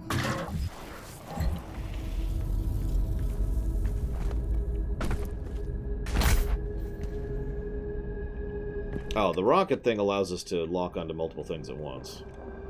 Which is cool.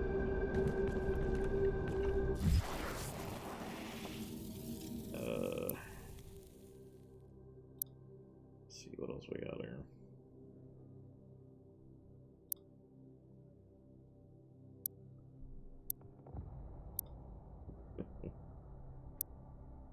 Still working on that one. I just don't really care about that one. And I'm still working on that one.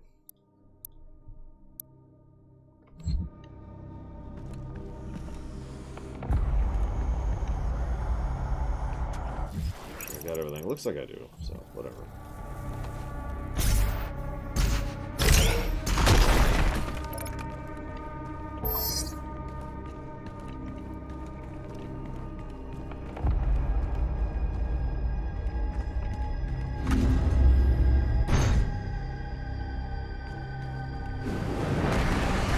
Hey, Zalok.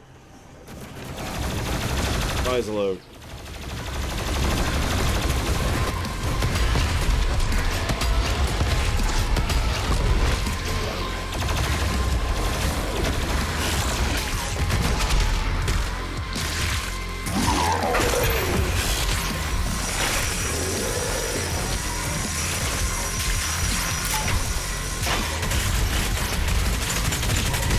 That was a waste.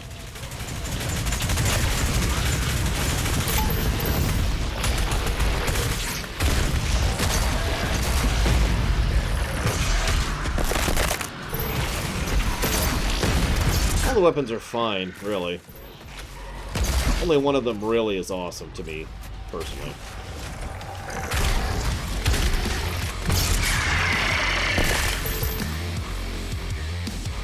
And that would be this thing. Well, this thing, sorry. Well, I'm out of ammo at the moment, so let's fix that.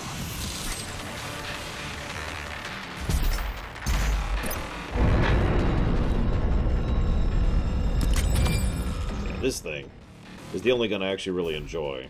The rest are just functional. Just, listen to me.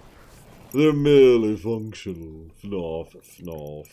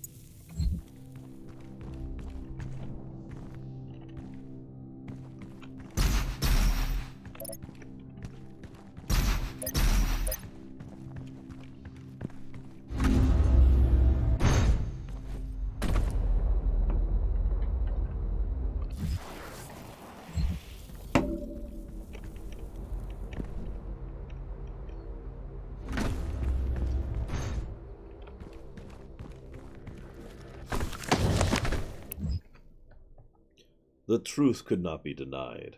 The unholy spires raised in the barren lands functioned by blessing of Maker machinery. The Khan had betrayed Argent D'Nur and made concert with the demons to harvest their innocence, in return granting them access to all worlds under her influence. A symbiotic relationship had formed, and darkness had now been balanced by light. For where there was heaven, there would also be a hell. The followers would be granted passage to Urdak, and the sinners would fall into the fiery pits of the Dark Realm. This word would be spread from all cultures in all worlds. And in all places. We were not without blame, for it was our people, the priests and sentinel engineers, who laid the work in place. Argenta's slaves had built the dark factories, and our own ancient wraith energy helped purify Hell's elixir into the miracle fuel that now powered the Maker world and our own. The Night Sentinels spoke of the evil brought by the essence and carried their word to all who would listen. We had helped create this dichotomy, and so it must be for Argenta to stop the spread of its pestilence, this new phase of existence, the dark and the light. If not for us, then for the innocent worlds who have yet to fall under the spell of the Maker God and her unseen allies in the Hell dimension. Even when the Night Sentinels returned from the demonic realm with tales of slave factories that damned the souls of the innocents, the indoctrinated masses of Argent D'Nur took no quarrel with the Makers. They were indebted to the demon essence, the ministers deliberating, but finding no basis for change. The messengers were cast down for daring to speak against those who have gifted us so much, our gods. The Makers, in their infinite wisdom, would see fit that the faithful continue life anew in Urdak. They feared the wrath of the Mother God. A lifetime of servitude would not be undone by this insurrection. This is simply another trial, a test of faith, to identify those that were truly worthy to experience life eternal in Urdak. The Argenta would not waver in their resolve. The Night Sentinels prepared for war once again, though this battle meant drawing the blood of their own brothers. The army had seen the work of the demons firsthand and knew its evil. They had returned to the way of the Wraiths, and though their armament was diminished without essence, it remained pure and righteous. A division amongst the Argenta had occurred, one side standing in opposition to the doctrine of the Makers, the other locked in belief. The Ascended Empire was comprised of the faithful and the misled, wielding the desecrated energies of hell, the power of the Makers, and marauders who had sided with the Khan. The Night Sentinels were bolstered by the free people of Argenta and the mightiest of all killers, the Slayer himself. Plans and tactics were drawn. The Sentinels would close the Argent energy factories in Necroval, that which fed the world of Urdak directly with its supply of fresh essence. They would stop the flow. The slumbering wraiths would wake from their sleep and give Argent D'Nur courage.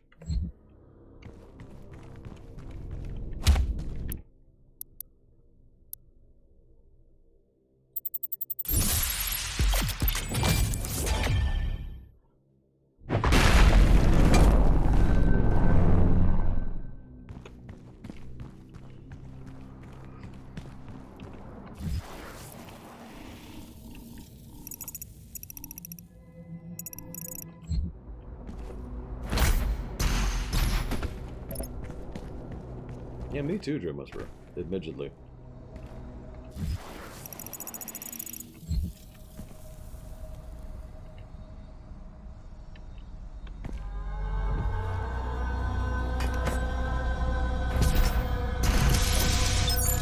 Just blindly jumping there. I had no idea what I was jumping into.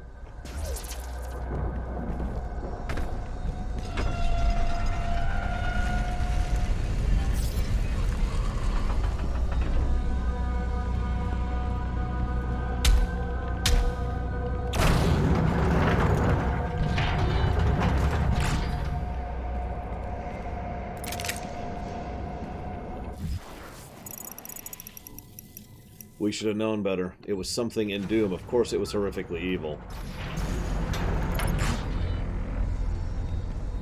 That's all Gum Gum thinks about, Baron.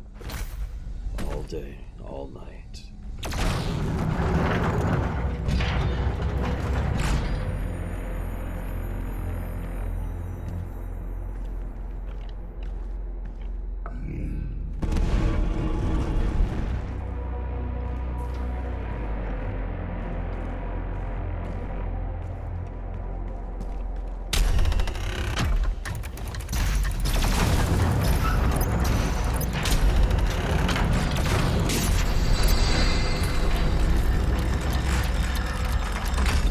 A little bit, Vermius.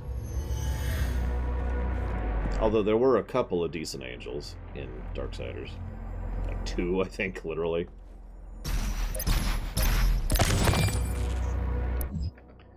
For years the Civil War raged and took its toll on the soldiers, as their armor laid stained with the blood of their brothers on a cursed battlefield. Finally, an opportunity to end the war had been discovered by the Order Deeg and the Night Sentinels. With the Slayers at the head of their army, they gathered to traverse through the gate and sundered Necroval, the city of the dead.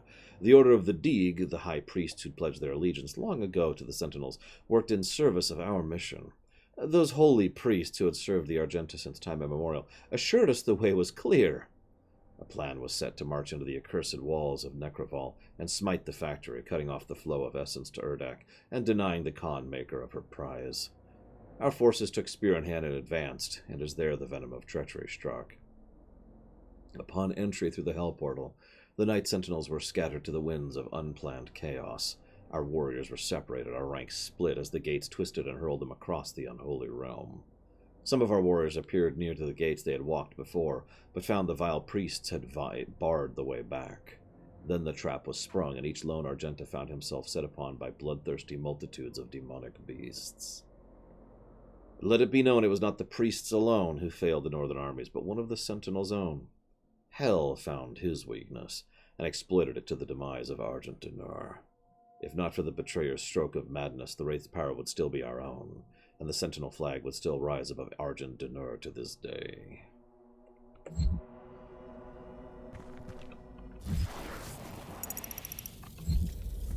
Betrayer. In truth, it was I. Actually, no, I think he kind of totally did betray us, so... Never mind, he's totally the betrayer.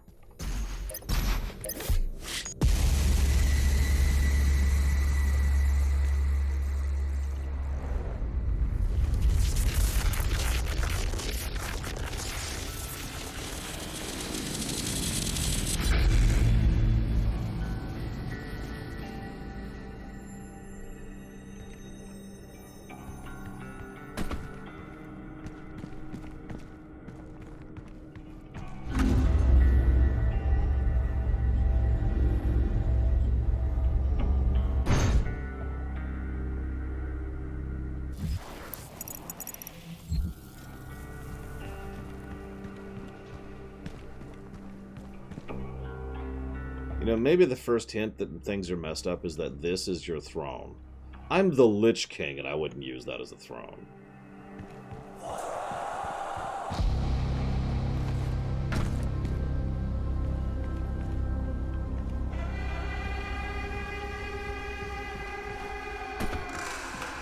I think you're right, Sierra Mark.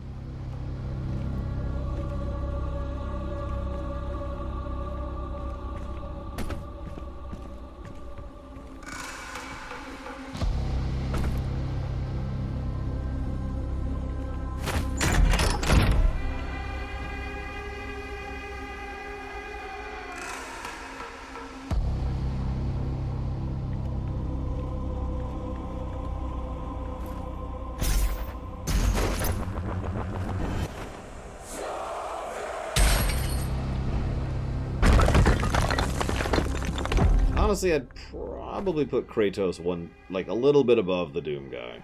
Only a little, though. And Kratos would have to be motivated. And frankly, I can't see any situation in which Doom guy would actually try to fight Kratos. And vice versa, for that matter.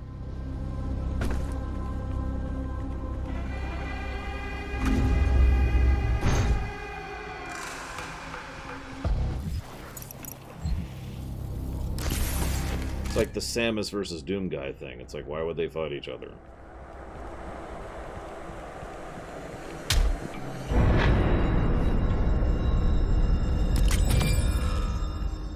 Yeah, no kidding, Dream Whisperer. Yeah, exactly, Sierra Mike. Really? Okay. Aw.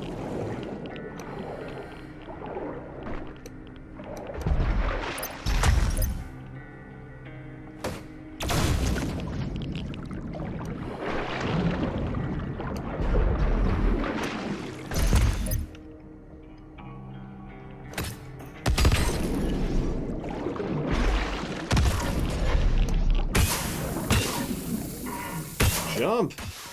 Okay, don't jump. That's cool. I'm gonna die to this because I can't jump out of the water.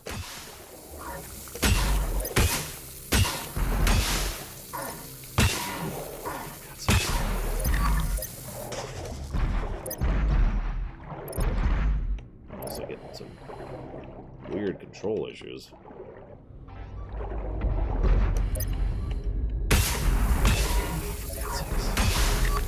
Really weird control issues.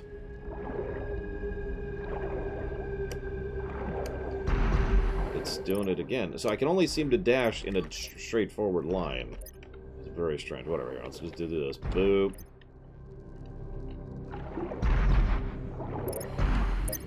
Like that. Like, I didn't dash in the direction I was facing. I dashed just forwards of where I was. Like that. Again. Really weird. Whatever. Boom.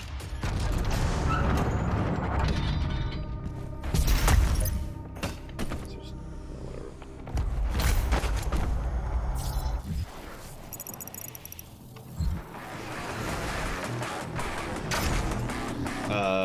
Okay.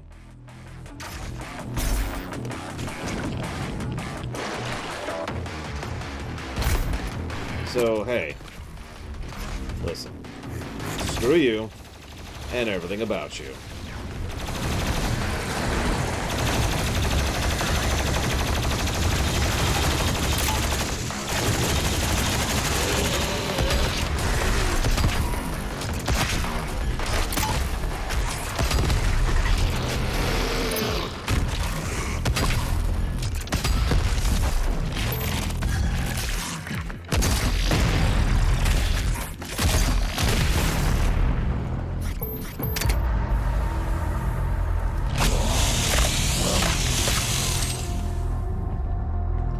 Anyways.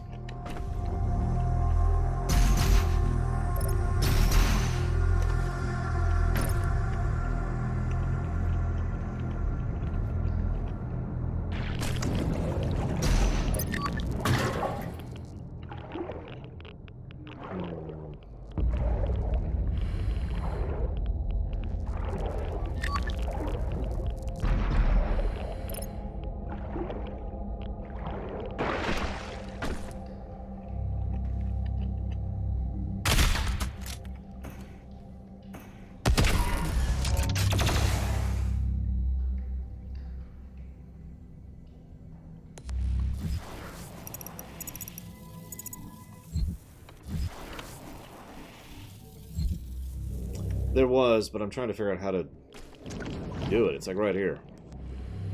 But I can't shoot underwater. Yeah, water causes rockets to explode. Who knew?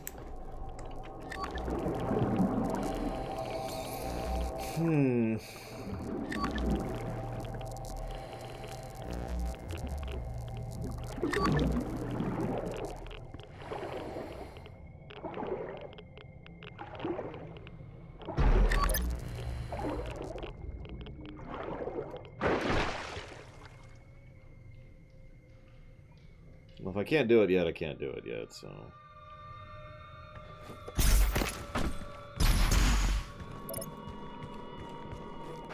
I will just give up. As the worthless failure that I am.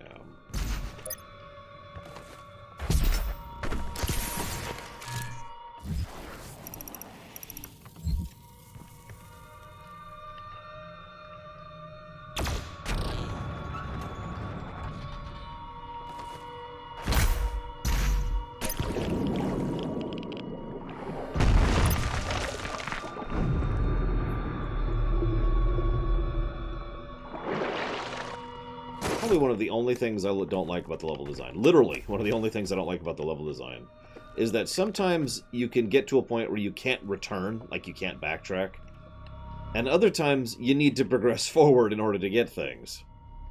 And near as I can tell, there's no real indicator when it's one or the other.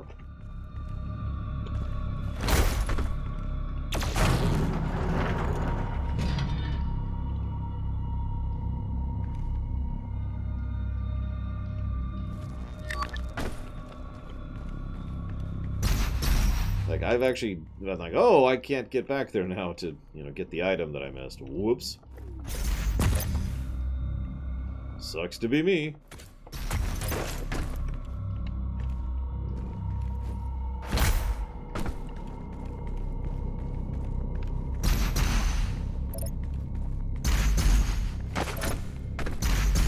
I don't mean right now, I mean in general.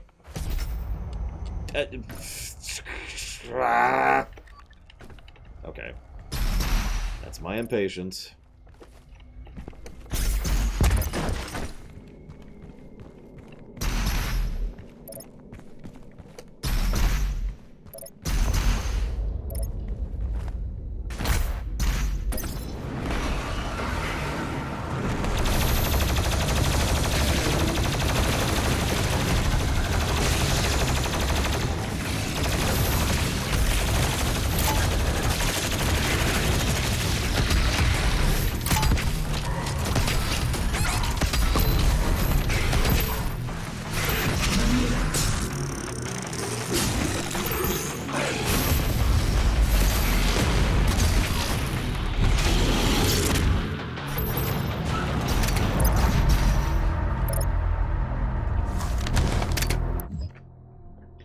Scattered in hell, abandoned by their clergy and reinforcements, the Sentinels proved their worth in what would be the final war with the forces of evil.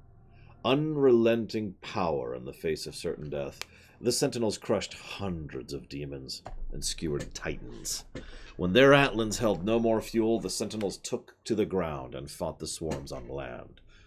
All of Hell knew of the betrayal, for it was no question the Makers and the priests who had sowed the seeds of deceit long before the brave warriors passed through the gate.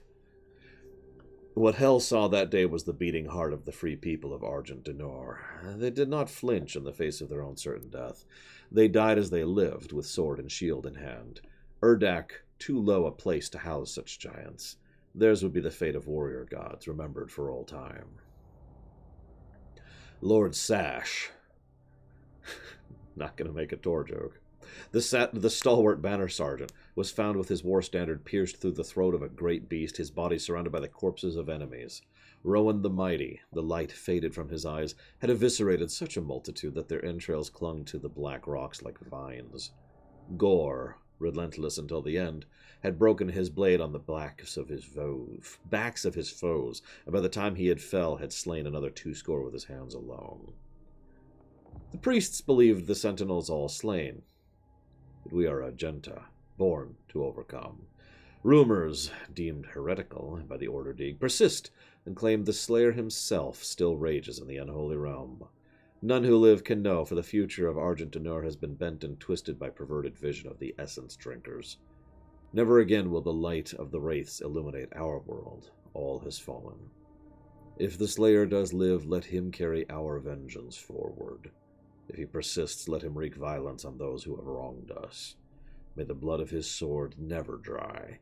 May his war never end until the guilty have been punished. And may this evil never again spread its shadow over another world.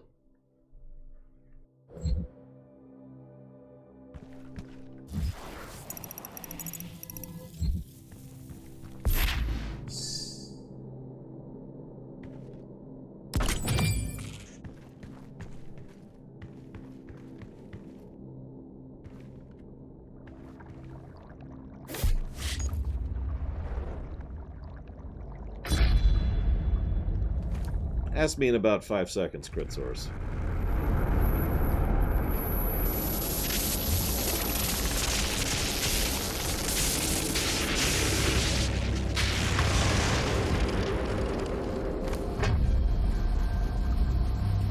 I'm sure you'll want to try out your weapon first before we leave.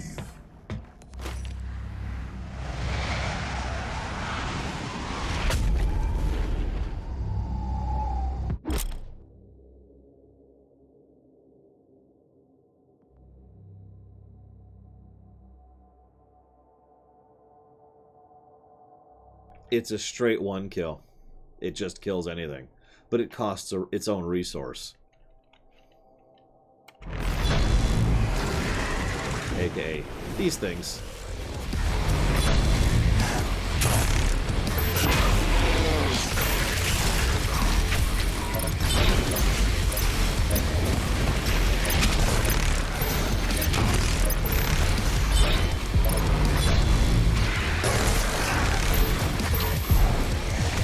This is the Hyper Beam moment. Right here.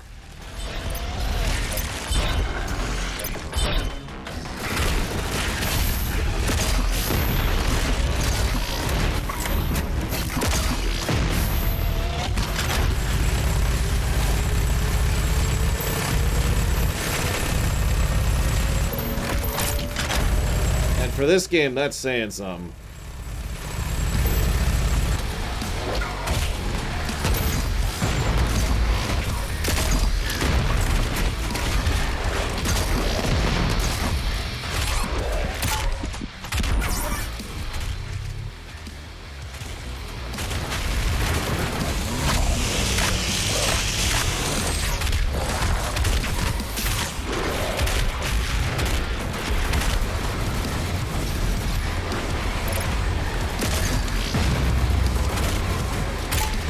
Pain elements have a lot of HP.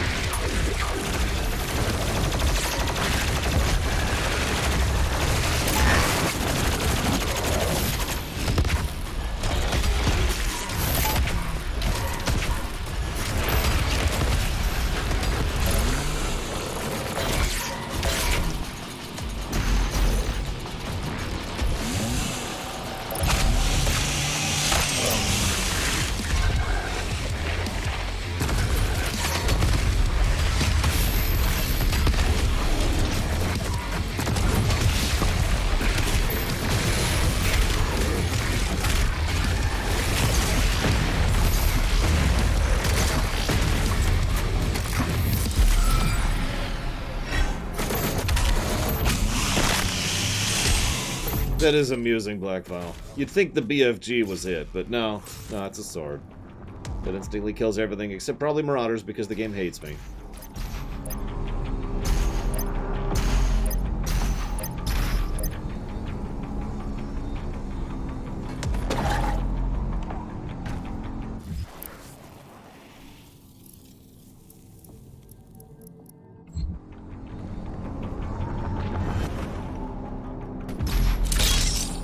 Before we move on,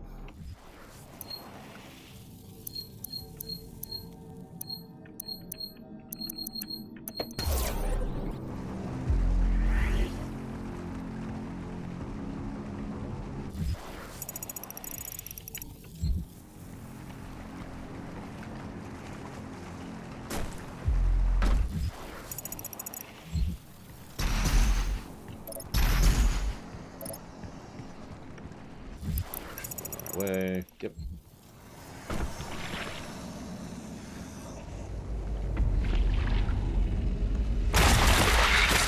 Let's just see.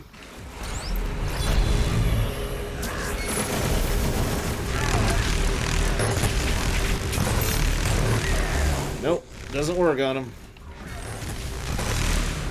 Huh, that sucks.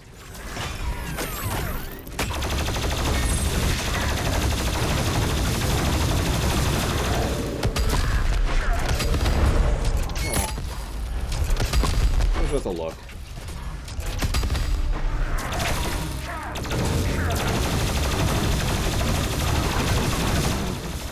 And he's gone. I hate those fights. Like that, I'm not actually joking. Those are probably the worst fights in the game.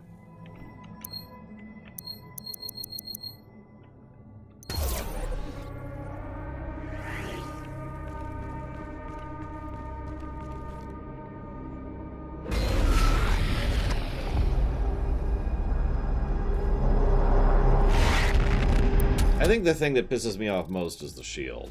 The rapid movement, the massive attacks, the danger from all ways. None of that bothers me except for the fact that they just basically automatically get a shield unless they're already in the middle of an attack animation. So, not fun.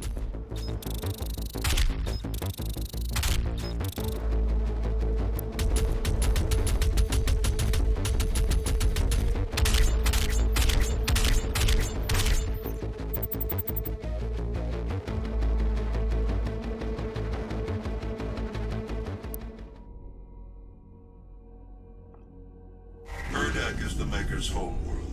It is not accessible to anyone. No human or Sentinel has ever set foot in their dimension. You can use the Maker's origin factory in the Hell City of Necravol to pass through the Void.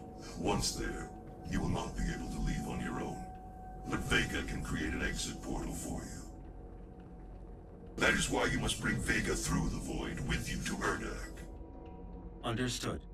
I'm detaching myself from the ship's systems. Processing. Total transfer to external drive complete.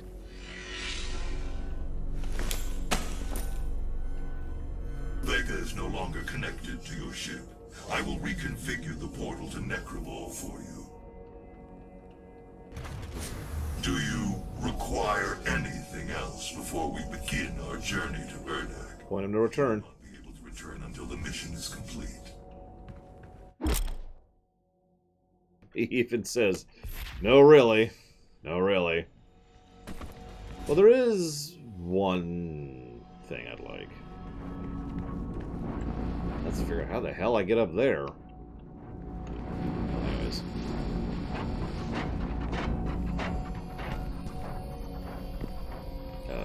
Was it down? It's down.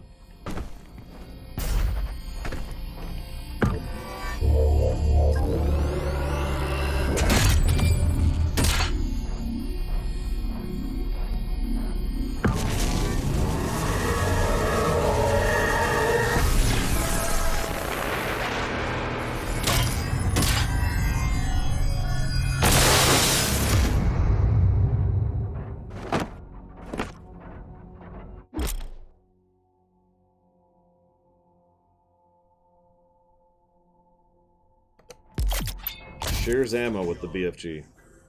Pure Maker technology, inspired by Sentinel weaponry and refined by their divine intellect. Its destructive potential is staggering.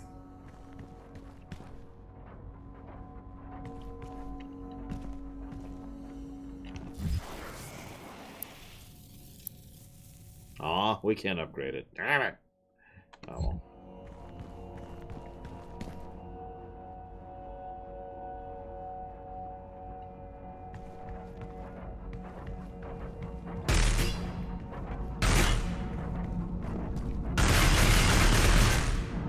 So that's how it shoots, if you're wondering.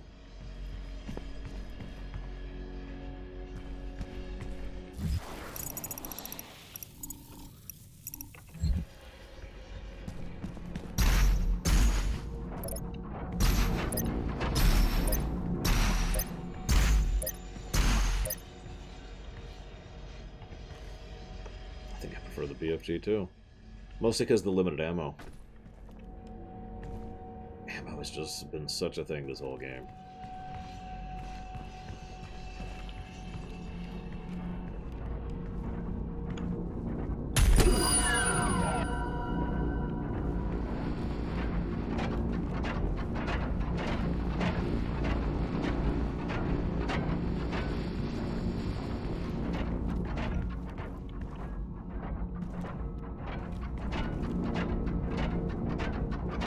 Okay.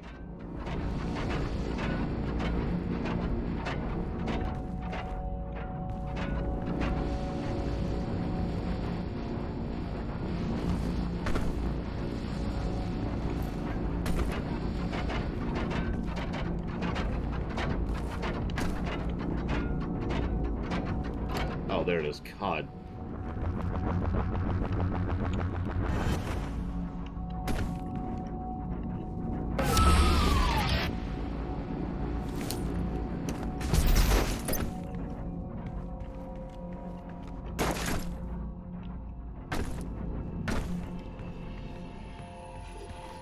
Let's see if we can beat this game in an hour and a half, shall we? Attention, this is an emergency broadcast from the Ark Resistance. Numerous reports from survivor cells across the globe are confirming that at some time within the last 24 hours, the demonic invaders have begun amassing in swarms near Gore nests. Ark scientists have theorized that this behavior is indicative of the arrival of a super predator, a world eater. Ark personnel advise all survivors remain in the safe zones. Yeah, there's no such thing, lady. You actually haven't gotten to try out the cheat codes, because here, as I can tell, you can only really activate them on replay, and I'm not even sure how. And on the one boss. So, welcome to the Hell City. I guess we're going back to Hell for a second time. Like you do. Argent energy is made from the souls of Hell's victims. This is the factory where that takes place. Necrolol, the city of the damned.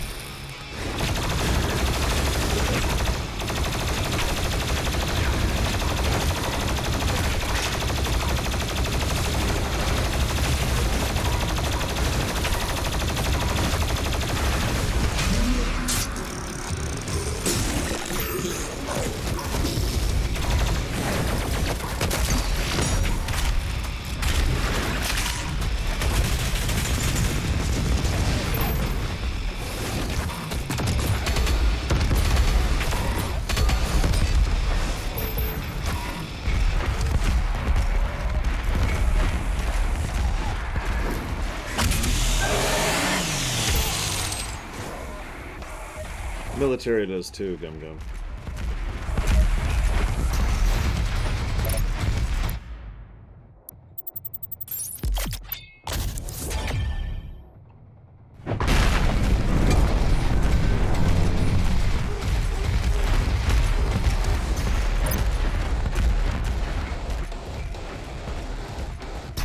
Because it's reliable and dependable and does exactly what it needs to. You don't really need bells and whistles when you're operating at a governmental level. You need functionality.